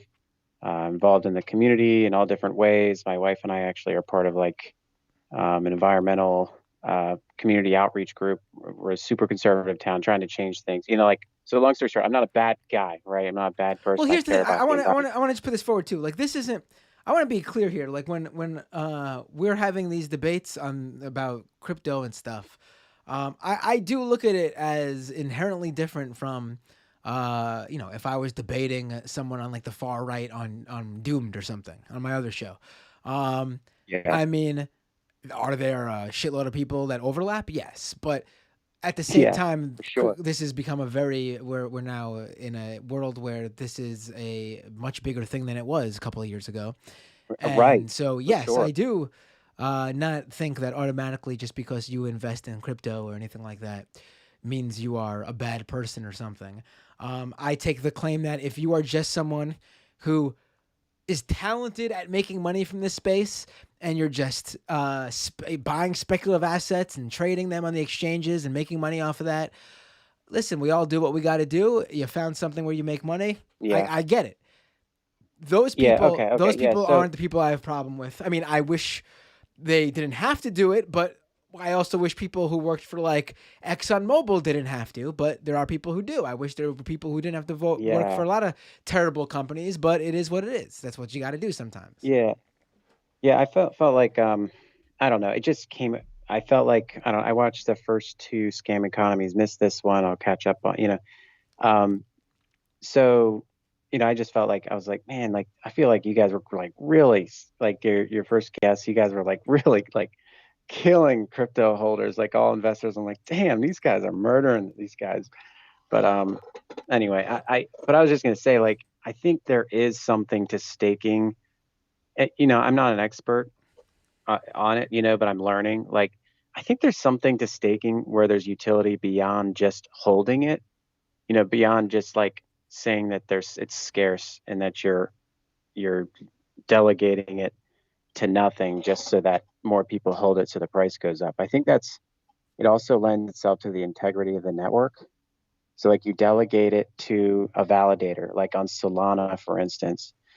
My understanding is that it takes place of the proof, instead of proof of work to secure the blockchain, they need proof of stake. So the more people that stake their holdings, the faster the network and everything. And the validators that get the most delegated coins or whatever gets the most rewards, which I think that's, I don't know how it works. I'm not a programmer, I'm not a computer scientist, but that's my understanding. And from what I understand from the environmental standpoint, the blockchains that are like, say, Solana, for instance, I don't really know them all, but for Solana, for instance, they say that for every transaction, it's the same amount of energy that's required to do a Google search on your phone. So like, if you're playing with your phones, obviously you hardly use any electricity. Obviously it's still energy use, but it's like nothing compared to, say, like Bitcoin, for instance, and like the H bar Hedera hash graph. You're looking at, they claim to be carbon negative for like this, because I think the company like invests in carbon credits, and then their blockchain's even like cheaper than Solana. I just feel like and I'm only saying that because I'm like, there's something more to this, I think, than what our party, like I saw, you guys kind of toying around with it because it's easy to make fun of. It's an easy target. And in my opinion, 99.99% of crypto is trash, just like the stock market. Like, but I just feel like if we start drawing a line in the sand, like I saw on TYT, like Anna Kasparian was like ripping up crypto. I was like, dude, come on. Like, we can't do this. This thing's growing. It's going to be like a $50 trillion industry. And we're just going to be like shooting ourselves in the foot like we always do. Like, I don't know. Maybe create good regs, like good regulations to like, I don't know, make Bitcoin like greener. I mean, make it like force it to be solar power. Like if you're going to mine in the United States or Canada, like make an alliance, be like, you got to do it, but solar, wind, hydro, geothermal. Like El Salvador is doing geothermal. Like, I mean, they're saying they are. I don't know. And I mean, the that's whole true. idea that, all right, I don't know. I don't actually know. Like, they keep saying, oh, we're just like mining with geothermal energy with a volcano. I'm like, that's pretty novel. I haven't seen the facility yet. Like, but I mean, why don't more people do that? I'm not sure. Seems a little weird. we're talking about a very small group of people, that Yeah, essentially is using up tons of, uh, tons of energy. I mean, right. and I mean, they're the ones who are really getting rich here. I have the same thought about proof of stake that you brought up earlier, where it's, I mean, to me, it's a scheme to keep people's money in the system so they don't sell off, obviously. And Sure. usually when you stake, from I shouldn't say usually, but from what I've seen in the different schemes they're pushed for people to stake, a lot of staking is for like DeFi loans and shit like that. And So go ahead. yeah, like the state. So like the DeFi loans, I think is separate. Well, I think you can get DeFi loans like sometimes in those companies, like say Celsius, for instance, or like Vald, or like there's a whole bunch. That's another thing. Like, I feel like the language in some of the media, independent media specifically, is so harsh because I'm like, so I have, for instance, like I used to have like $200,000 of student loans, and now I have like, it's down, it's half, it's like 100. Yeah, like I can afford to pay it off. It's going to take me like 7 years. Like half my paycheck goes to it. It's crazy. If I stake stable coins, I can get, and I do, like every week it pays out and it compounds. With stable coin staking of USDC, I get 12.68%. And it's not fake money. Like I could pull it out right now. And I guarantee you, no savings bond does that. No like mutual funds might get there, or they might lose your money, like because the stock market crashes because something crazy happens, or like nothing's stable like that out there that I'm aware of. Like, you're a millennial. Are you a millennial? You're Yeah, like I am. But probably below. my question is though, like, where are these earnings coming from? Yeah. So people that are like way crazier than me, like maybe they're smarter than me and they figured out the thing, but like they borrow money on like leverage, and they're like, I don't know what they're doing, probably ruining their lives, right? See, But here's the thing. they're But they're borrowing money and I, gambling. I asked that question because I know where that money comes from. I wanted to Yeah, hear yeah. you say it. I mean, listen, that sounds like the same sort of shit that progressives and people on the left advocate against, right? Taking advantage people with high interest loans. I mean, the difference is instead of it going to Is it some, higher? My question is it higher than like a credit card? So I guess you're saying, like, is it ethical for people to be borrowing this stuff to do? I mean, So my understanding is that the question loan is, interest. the question is really quick to put this so you could answer it. The question is, Sure, sure. Sorry. why is it okay? Well, why is it not okay that the banks take advantage of people that way, but it's okay that we are if we're getting a little bit of kickback from the DeFi companies? So, I mean, from my standpoint, what I was, I guess what I was thinking before, like basically, I mean, you you could and just be I, we have saved probably, right? you could honestly just be honest. I mean, I think the reason why it's okay is because you're making money from it. I mean, listen, like Oh yeah, it's yeah, yeah. No, that's what I was gonna say. But I'm just like looking at like, well, so either a bank earns money on loans. I mean, they're lending somebody money that they don't have, right, the other person. right. So their service is, that person's choosing to, that you can buy a house with this stuff. I mean, you turn I it to think US it'd be dollar. very. That's a. Some of these things are very. I don't know about if I would take a. Yeah, I mean, I wouldn't It's use done. this service It's at done. all. I mean, That you oh boy. borrow, like if you own like $1 million of Bitcoin, you can borrow against it because you own. So like the way these things work is like So let's say like it doesn't even hit your credit. So if I don't know, have $1 million of Bitcoin, but if you have $1 million of Bitcoin, you can borrow up to half the value of your Bitcoin to buy your house, so that you don't have to like, put out that money. So or have a loan with the bank. You just have it set up that you pay a certain percentage, which is lower than a bank, to Celsius, the DeFi platform, for instance, to get it done. So that's how it works. So you're not actually, I mean, some people do crazy stuff like, I don't understand how all of it works, but I know for sure a lot of people borrow this money. They're gambling with it. They're day traders, and they'll leverage things, and that's what they do. I don't get the sense that it's only screwing people over, but for sure, like the way I look at it, I'm like, the reason why I brought up my student loans is because if you look at it, like we don't have that stuff. Like our parents were like, yeah, get a CD or certificate of deposit or a bond and sit on it for 50 years. Like they don't have that anymore, and the bonds are negative. There's no CDs. They're worth nothing. Money markets are trash. Nothing. It's like your checking and savings accounts get like 0.001% interest. If you get like the S&P 500 like mutual fund or something from Vanguard, or like the something similar, you're going to earn like 14% interest. Like, I mean, that's what it's going to be at the end of the year, like a yield like by the end of the year. And like this is like a savings account, and it compounds every week. And I can take it out. It's completely liquid. I can take the money out at any time. And my interest rates on my student loans are like 3%. I mean, so I'm like getting eaten away by these loans. It's honestly I can outrun it with stablecoin. I hear what you're saying, but it's not. It's really not adding up to me. Like, I mean, I can't speak about CDs and bonds. Again, I don't know that space. I know that when I was little, my grandma, when I was born, gifted me bonds, and they aged. And after 10 years, I was able to cash them in for double what they were worth.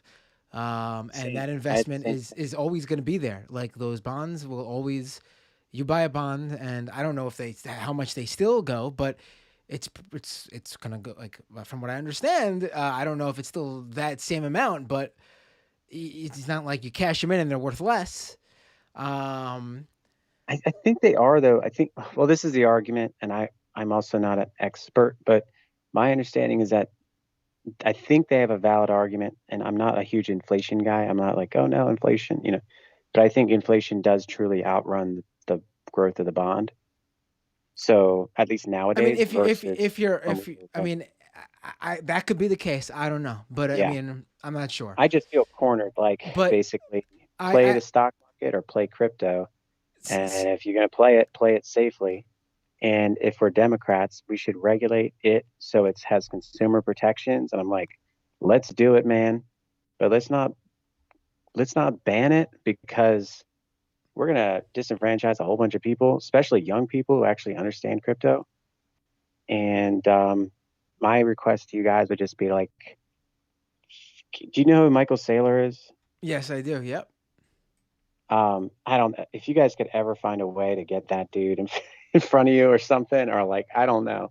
I just think there's like millions of influencers that are like these bonehead libertarians that like they have millions of followers. They're a huge community, and they are looking for a leader. And have you followed these guys by chance? You like Michael Saylor? Michael Saylor is one guy, but he's not really like an influencer. He's just like, well, to the Bitcoin guy people, he is. I mean, yeah. I mean, he's something else. But like BitBoy Crypto or Cryptos R Us and these guys, right? They are like, I'm trying to think of some of them, but Crypto Wendy and these people just spew this like libertarian like junk. And I always think, like, what would the Majority Report do with these guys? Like, because they just say that stuff that, the government is, right. I mean, useless, all their stuff. That's the play here, though, right? I mean, that's why that's the thing. Shilling. Like, the reason you don't see like a leftist. I mean, you do, and I don't understand it. The reason there's no push on the left to wrap our arms and around crypto. I mean, it's the same reason why you don't see socialist stock market, bro. I mean, it's Yeah, yeah, yeah. it's I hear what you're saying. completely like, again, everything you told me about it as your pluses for it. Let's put aside any questions, qualms about Celsius. I think it doesn't make sense in terms of the interest they pay out, and then there's someone's gonna get screwed. Let's put it that way. I think the banks do this already, and you just don't get a cut of it. That's my understanding. Like your credit cards are charging you like 24% interest, and they're just banking that if you hold a credit card balance from 1 month to the next. But the bank on the other side doesn't give any money to the people who have savings accounts anymore. It's their savings accounts are just checking accounts. That's how it works. Right. That's Sure. my understanding. Sure. And so they're aggressively trying to grow the market, and so they're actually passing that on to the consumers because there's no.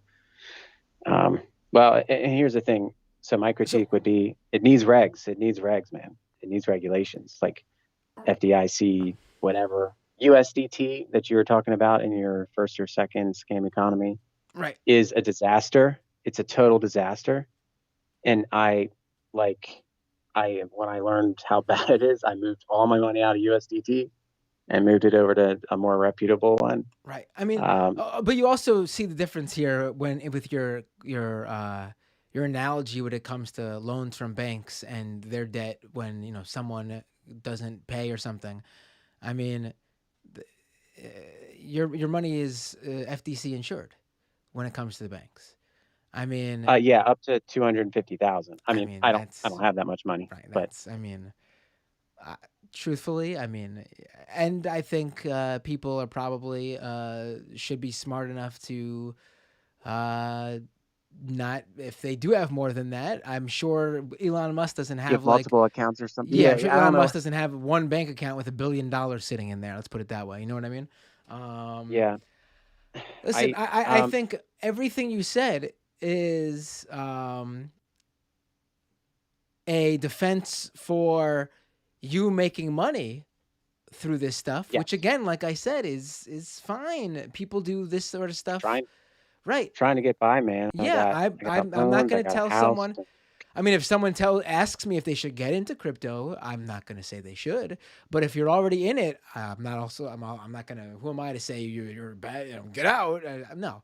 But you've also not made the point of why this is something that is in line with what we believe in terms of what would create a better world, a better society, what would take care of people. And even more ethical bank, like if the banks could even get close to this, like I don't think the banks, they're so twisted up in a knot. Like I don't know if the banks could ever do what the stablecoin staking is doing for me. I can't defend the use of the Ethereum stock, blockchain, which is used for my stablecoin, which I learned like the other day. Like that's a proof of work blockchain. It's like burning up energy somewhere. Yeah, I mean, so I think there's valid, like your critiques of crypto, Matt, I think are totally valid. I just think that I don't think it's all bad though. I don't think it's as bad as we're drawing the line in the sand, and I'm worried. I think it's better. It's a better way to hold your money, like bottom line, than a bank. Like if you're just going to hold money, it's better than a bank. Just period. Like there's no argument. I would not trust that in a second. I'd rather my money sit there in a bank. Really? And I'd rather my money sit there in a bank. I mean, I don't have a savings account. Like I don't. Here's the thing too. You're coming from a standpoint where everybody has money to invest. I would say the vast majority of people do not. The vast majority of people are not thinking the way you're thinking. You know what my money does? It sits in my checking account because I need it. And putting it in something as unstable as crypto to store would be the dumbest possible thing I could do with it. I mean, it would probably be if I wasn't going to use a bank, it'd probably be safer for me to pull it all into like fucking Apple stock or something that has consistently gone up due to it being pegged to an actual company that creates a product or a service and generates revenue. I mean, if you have investment money to fuck with and you want to make quick money instead of safe money, then I guess there's you could advocate for crypto, but I would never tell someone not to to store their money in crypto.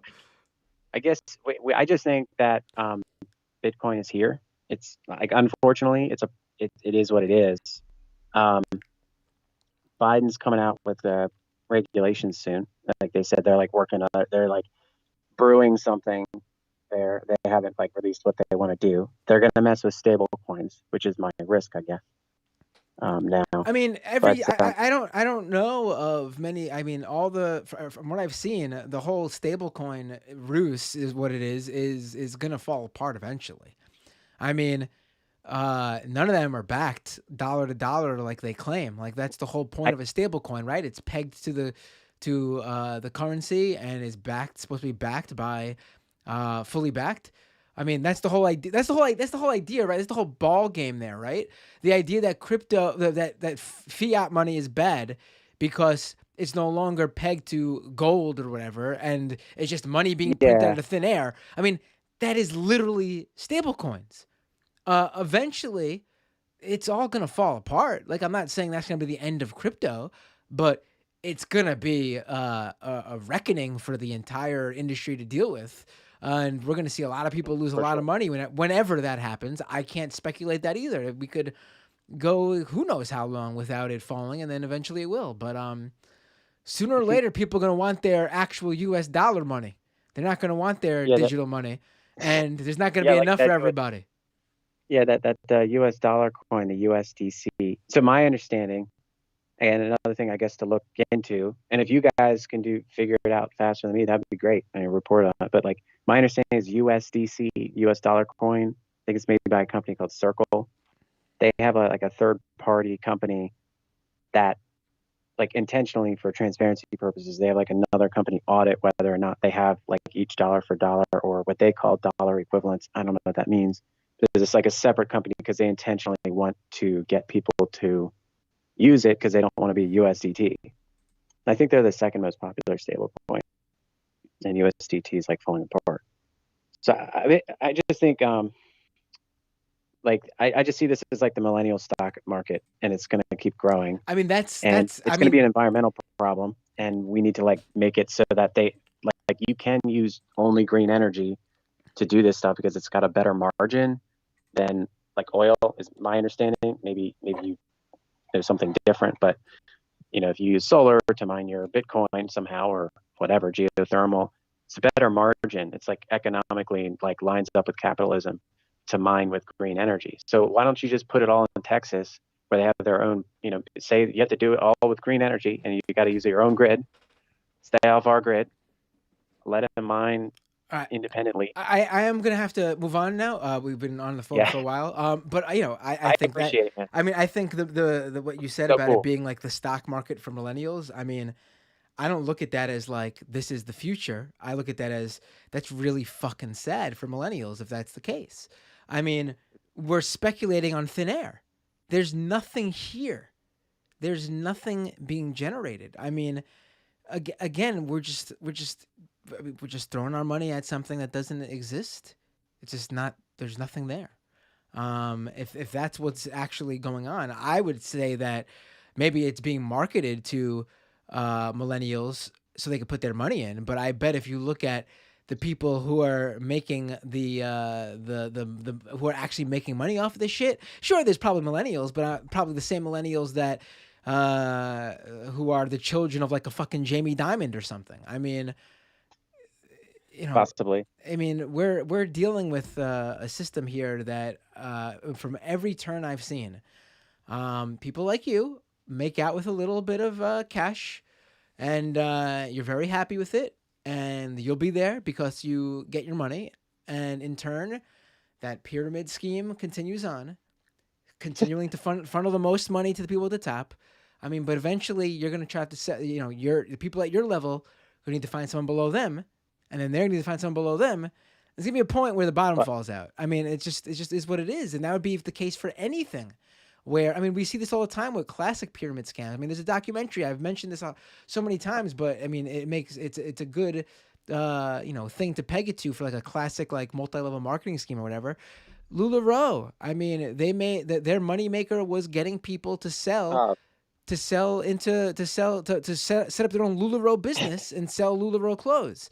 I mean, it's the same thing. It's the same thing. Eventually, there's going to be someone who doesn't want to buy in, and no one's going to be able to bring anyone into the LuLaRoe business class or whatever, and the market's going to fall from under it. I mean, that's how I see it.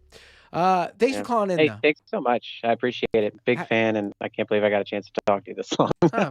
Anyway, that's why thanks, Matt. this show is for longer calls. Have a good night. Have a good one. Bye. All right, I'll take one or two more calls. As you can see, I'm definitely getting tired. I feel like I am eventually making the points that I need to make, but I'm maybe not articulating them in a way I would be articulating them maybe a few hours ago. But I think it's important sometimes to just let people talk, and then you'll get it from there. Hey, what's your name? Where are you calling from? Hey, it's Kowalski. Hey, Kowalski, how you doing? Not too bad. Your show made me actually think of a few things, and then that last caller really made me think of a few things. So, bonds, those states issue those, schools issue those. They're very common, and they do make sense. A lot of times you're looking at a 5% return, which beats inflation, and you usually purchase them for like $100, and the horizon is like 5, 10, 15, 20 years, whatever that horizon's going to be. So that's actually still fairly common. The reason savings accounts aren't a thing anymore, once Glass-Steagall went away, banks basically can put your money out onto Wall Street and gamble with it. So it makes more sense, even broadly speaking, the stock market is faster than CDs did back in the day anyways. So it makes sense for everybody to gear money towards that. I mean, hell, they're even throwing retirement funds into that with 401ks. It was a big shift, and it's really stupid. Kowalski, you're an investment guy? I never knew. So I have a bachelor's degree in agribusiness, which is essentially a business degree with a focus on agriculture. Okay. So I've taken finance, I've taken accounting, I've done all this. This stuff is very basic, and hearing people talk about like the not the last caller you had, but the one before that, he talked about leveraging your Bitcoin you had to buy a house. That's the same concept farmers use when they leverage land as basically to purchase more land. That's not a new concept. Also, wasting energy to mine Bitcoin or use that energy to heat the homes of the poor. Seems like a pretty easy trade there, and especially mining for an asset that you're creating to be an intermediate it's not even like a financing mechanism. It's literally just another currency that you're just exchanging for what? Although I will say, you did make me think when you said the pyramid scheme. This could literally be the first Ponzi scheme that could encompass over 1 billion people. That will be insane. It's gonna, yeah. I mean, it's. I don't really know what to say sometimes. Like I'm covering this stuff because I think it's so bizarre how all this money is just pouring into it, and no one's asking like, where does it eventually go? Like, what is this being pegged to? It's you're throwing money into this. You get some made up monopoly money on your computer screen, and no one asks, why is this worth anything? Okay, it's worth something because there's someone else who's willing to pay more for it. Okay, that explains why it goes up to a certain amount. But what happens when there isn't someone to pay who wants to pay more for it? What do we do? What's gonna happen then? It will eventually happen. I mean, it'll be just like the tulips. Yeah. I mean, that was the first ever big bubble that crashed. It'll be very similar to that. One thing, though, that and I'm not sure what it was about your show tonight that made me think of this, but so the oh, I'm starting to lose my train of thought. It's pretty late for me. It's much later for you. Gosh dang it. I'm drawing a blank on what I was thinking about here. Shoot. Oh, so the amount of money that's getting funneled into Bitcoin is very similar to the same concept about when wealthy people hoard money. So, like during the pandemic, a lot of money was printed in order for people to buy things. When wealthy people hold on to money, it removes money from the economy, which technically would slow inflation because the amount of money available in circulation goes down. Bitcoin is, in my mind, similar to that because unlike putting money onto the stock market, putting money into a cryptocurrency really doesn't help with the flow of money. So like when you purchase a stock, you're giving a bank the ability to have capital to do something, build something, finance something, pay Right. somebody to do something. Right.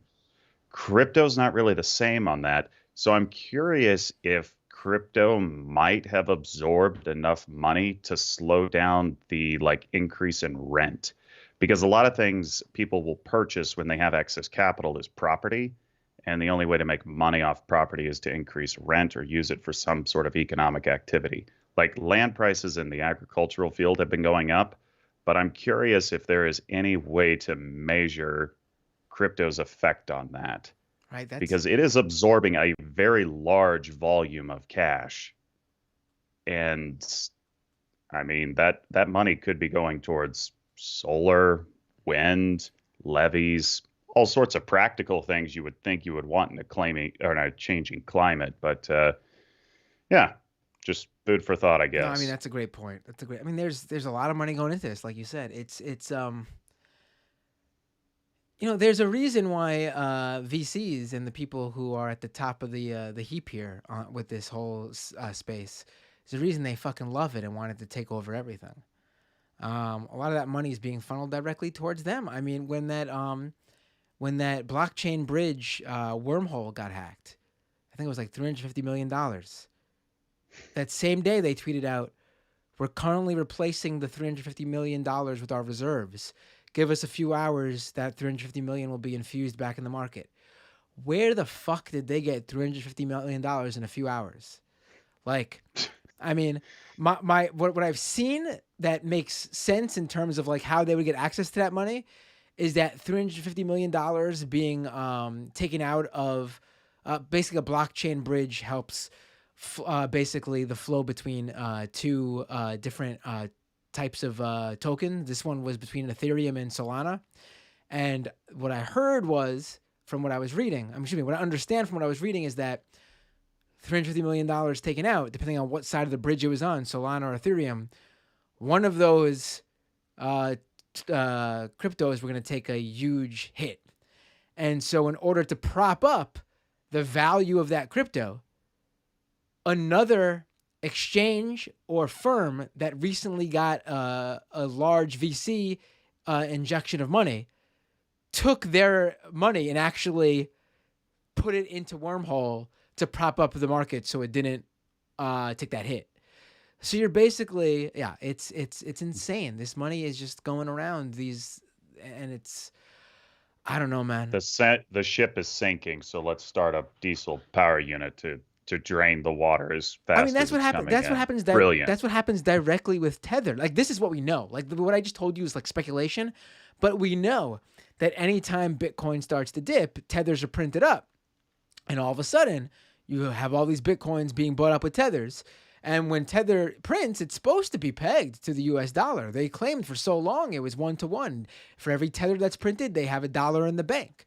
We now know that's absolutely, I mean, we knew before, but we now know for sure because they had to open up their books for the New York Attorney General, that we know now this is untrue. And they've been basically printing up tethers based on IOUs. So basically you have tethers buying Bitcoin to prop up the price. Which means that this $1 trillion market or whatever, I don't know exactly how much of it is Bitcoin, but let's just use the whole crypto market as an example. This trillions of dollar market, doesn't actually have trillions of dollars. Like, I should have brought this up.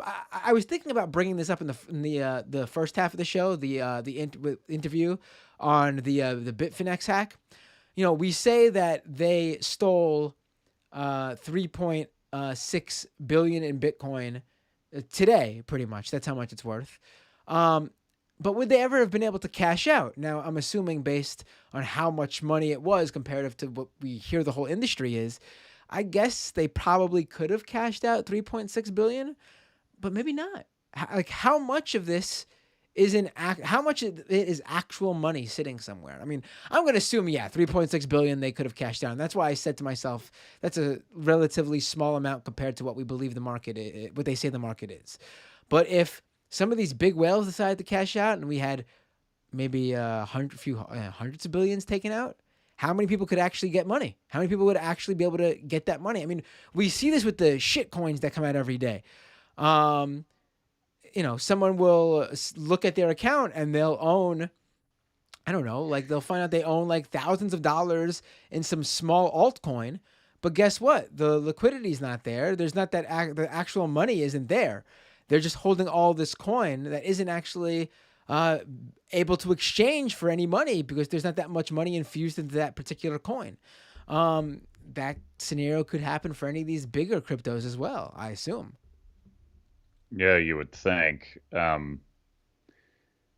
don't think I have anything else really to say other than I do need to reach out to you to get you one of those T-shirts because you've earned it. That's a cool shirt. Yeah, I've got a box of these damn things. They were actually for volleyball. Weird thing, but you have a small?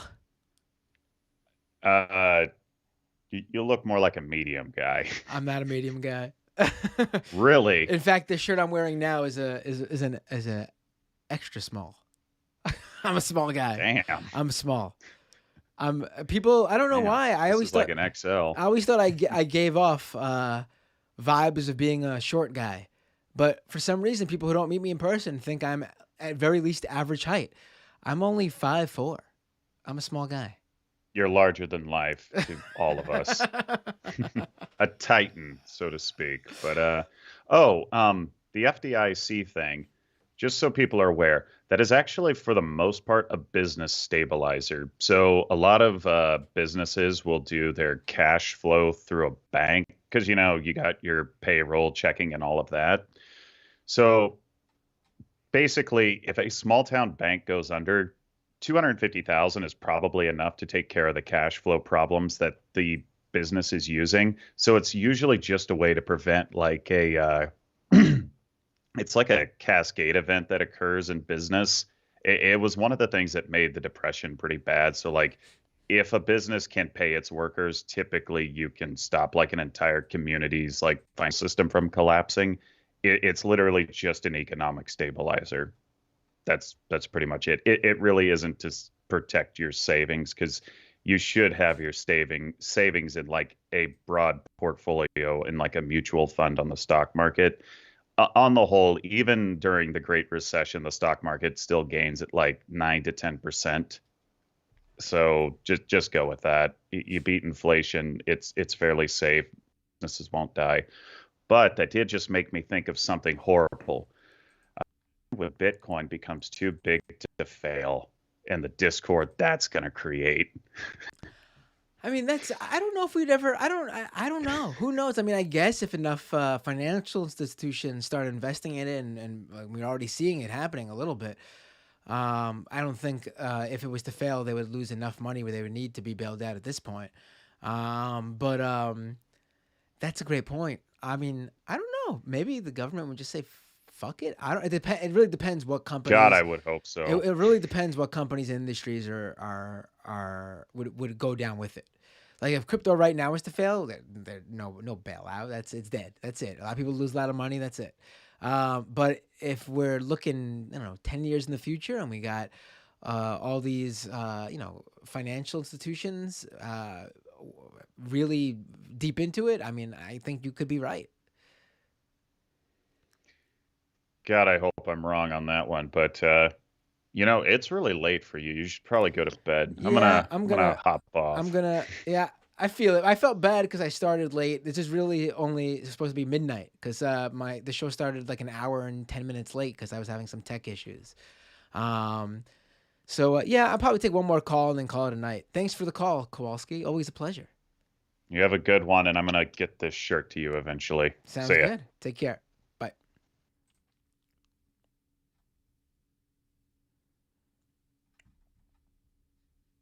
One more call. I'll take one more. Because there's been 2 or 3 people, no, 4 people who specifically, I mean, there's been more callers than that, but there's been 4 people who've been consistently calling in for the past like hour or two, and I feel bad.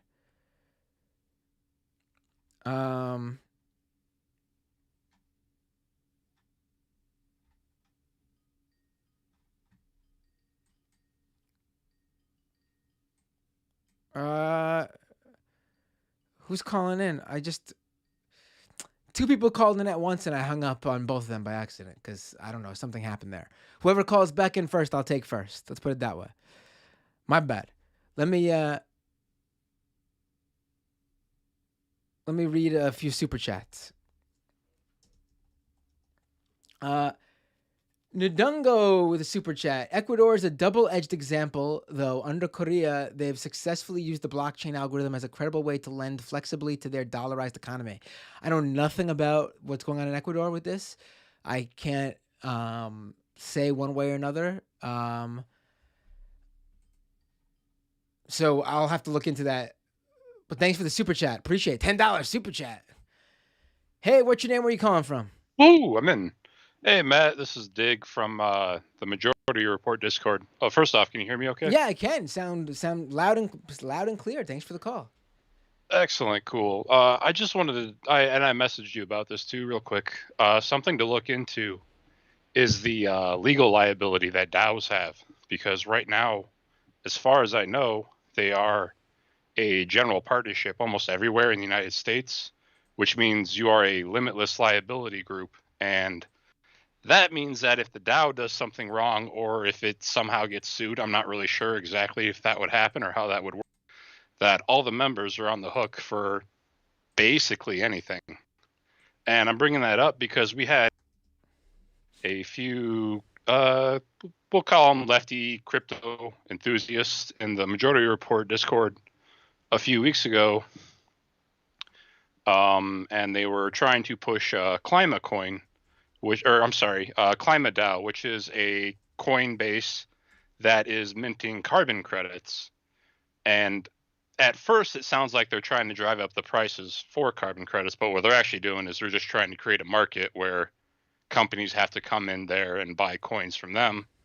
And what I see that doing, though, is just painting a giant target on their back, because at some point, if they're holding cheaper credits than companies can get out in the wild, they're not necessarily going to come to crypto land and play ball. They might just try some other legal means to get a hold of those credits. This is a very good point. And I'm sure it's out there. I've not seen anyone talk about this. I need to. This is an episode here. Honestly, I need to get someone who probably, I don't know, a lawyer who is hip to the space, I guess you can say, to give the lowdown on that, because that is very interesting, and you are absolutely right that it seems like the liability would be an issue, right? I mean, I'm sorry, I'm just not sure, to what degree that could be an issue, but if it is, it's a major issue, because we're talking about, maybe potentially millions of dollars worth of money that people have invested in these things that they could all just lose. And it goes beyond, because it's limitless liability, it goes beyond just the money you put in. You could be on the hook for more than that if, a judgment comes through that costs more than what the DAO or the Coinbase is holding at that time. It could fall down to the people that are holding the coins in, or the sorry, I'm flaking. No, it's. I mean, I understand what you're saying. It makes complete sense. I mean, I'm also astounded at the idea of a climate organization, like a climate DAO. Like what? I mean, really? I mean, Yeah. it seems counterintuitive. So their stated goal is to drive up the price of coins or of carbon credits. But it's pretty obvious, speaking to people that are actually interacting with it, is they want to become the market for the credits, meaning the people that are already there, already own the coins and stuff, are going to be the ones making money in the long run. It's just another grift to get rich. But I mean, it has a greener point of view is what it is. So they're selling it more to lefties to pull people in that way. And I don't know, maybe it does drive up the price of carbon credits. I'm not sure. I would think that carbon credits can be sold limitlessly because they're issued by governments, and they can just say, well, people want to buy more credits, we'll sell more credits. So maybe there's nothing there. Maybe the whole thing is a scam, but there are these green coins out there that people are using that to try to pull in, more leftist, more skeptical people into crypto. Right. I know. I've seen that. I mean, it's such a bizarre thing. Like, what do you? I don't get what they think they're accomplishing here. What is the? Why would I want that coin? Why would because I'm being told it's to save the climate or some shit like that, or to help the climate? It's such a bizarre. And at the end of the day, exactly what you said. I mean, I feel like singing the song from Beauty and the Beast, the one that the Mrs. Potts sings, "Tale as old as time." I mean, that's what every fucking thing here is. It's all, oh, look, a way for me to be the one making this money. It's also horribly complicated when you listen to the process, because there's another company that gets the credits and they mint them. Then once it's minted, it goes into the DAO for them. But then there's purposefully. It's difficult to understand. Like, there are so many acronyms involved. It's almost impossible to just parse the whole thing on your first couple tries. And then once you get it, you figure it out. You go, oh, okay, they're just putting credits into crypto and then hoping that they can sell them to people who want credits later. Right. It's purposefully complicated, though. I mean, so that people can listen to this and go, oh, I don't understand it, so I can't question, what's my questions for it? I mean, I guess that's what they're doing, what they're saying they're doing. Yeah, and I encountered that too, because of the two people there. One of them sounded genuinely, hopeful that this was the way to go to drive up carbon credit prices. And the other one just kept jumping in, talking about how we're taking back the market and it's going to be under our control again. And finally, the little guys are going to make their money. They don't need this middleman stuff happening, even though they are literally creating a middleman for the market in the first place. Right. So there's people who genuinely think that they're getting something out of this by participating, and I don't think that's the case. And like I said before, it might be that they're going to lose in the end because there's legal liabilities involved that they're not aware of. Right. I mean, every single time a progressive or a self-described progressive or leftist has tried to sell me on this, the crux of the argument to try to win me over is, but I'm making money. I mean, that's always what it ends up being. I mean, I've yet to see how any of this creates a more equitable society, a better world for everybody. It's always some sort of money-making scheme that ends up being the end-all be-all. And it's like, yeah, but I'm not a somebody and I'm making money. I mean, that's nice.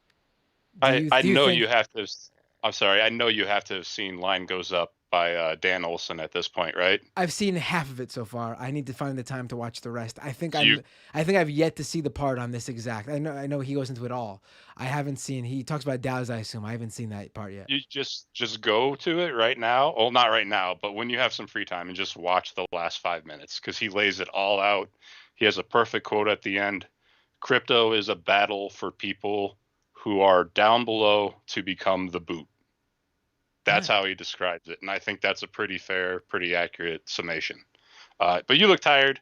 I'm going to get off. I still have to watch the show. I got home during post-show, so I got stuff to do too. All right. Yeah, thanks for the call. But I still want to say, that's a great quote, but it's also something that they say the crypto people say themselves. You don't need to, like, it's a great quote, but he didn't even need to make it up. He could have literally just searched this quote from literally every crypto person who uses it when someone criticizes crypto, and that's have fun staying poor. They all fucking say it. They He goes all into that fucking too. say it. And that's basically the crux of it. If this is something that's supposed to help everybody, then whether I criticize it or not, it should be helping me, right? But no, I mean, the people who say that Social Security is a failure and it should be privatized, well, guess what? They're still paying into the system. At the end of the day, Social Security is going to be there for them. You know what I mean? Like, Yep. I mean, really, that's it at the end of the day. And he's correct for ending on that. I got to go finish watching it for sure. Thanks for the call. Have a good one. All right, folks. I think I'll read the final super chats, and then that'll be the show. NamDayNet with a $10 super chat. Counter to the caller, the stock market crashes on a regular basis. Crypto is not inevitable.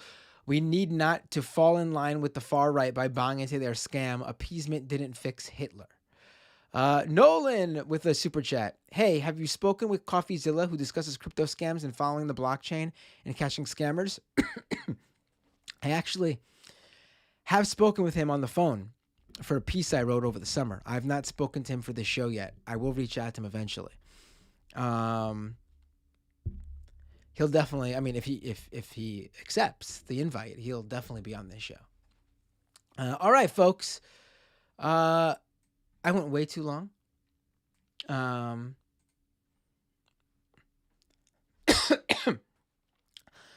I feel like in terms of giving you guys good, solid, clippable content in my answers and my debate with some crypto people today, I failed, but I feel like I did eventually get to the point.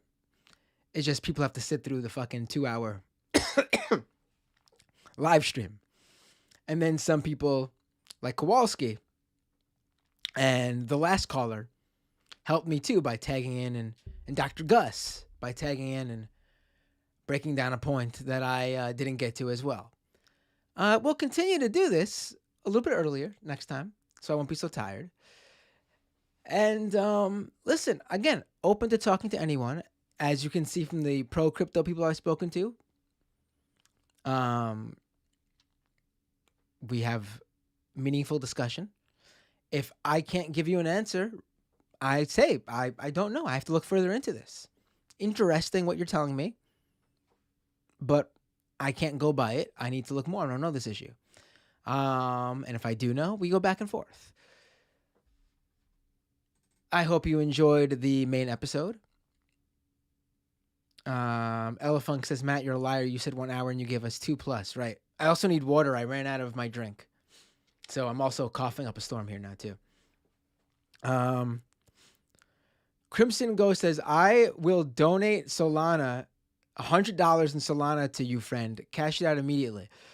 If you want to send me money in crypto, I will accept it. It has to be a large sum. Because I'm not going to waste energy for money you could just throw via super chat or whatever. If you're going to send me a large sum of money, maybe $100 is the baseline.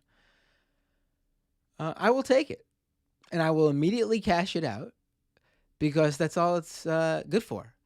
Its value in US dollar. All right, folks.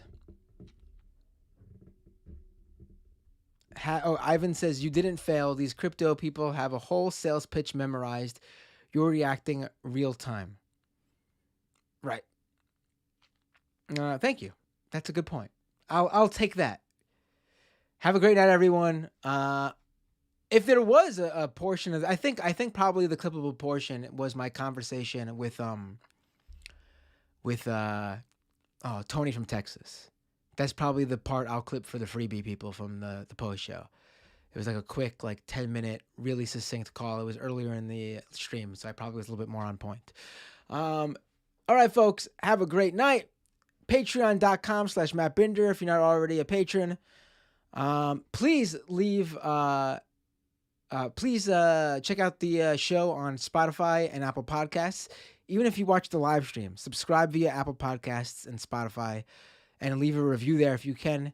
It helps bring us up on the charts, and we are doing really good. Actually, this show is already doing better in its category in the charts than Doomed ever did, which is sad because that's where my expertise was birthed. And that's what ended up bringing me towards this show as well. But check out Doom 2, doomedcast.com, scameconomy.com, and I will see you guys all next time on the Scam Economy.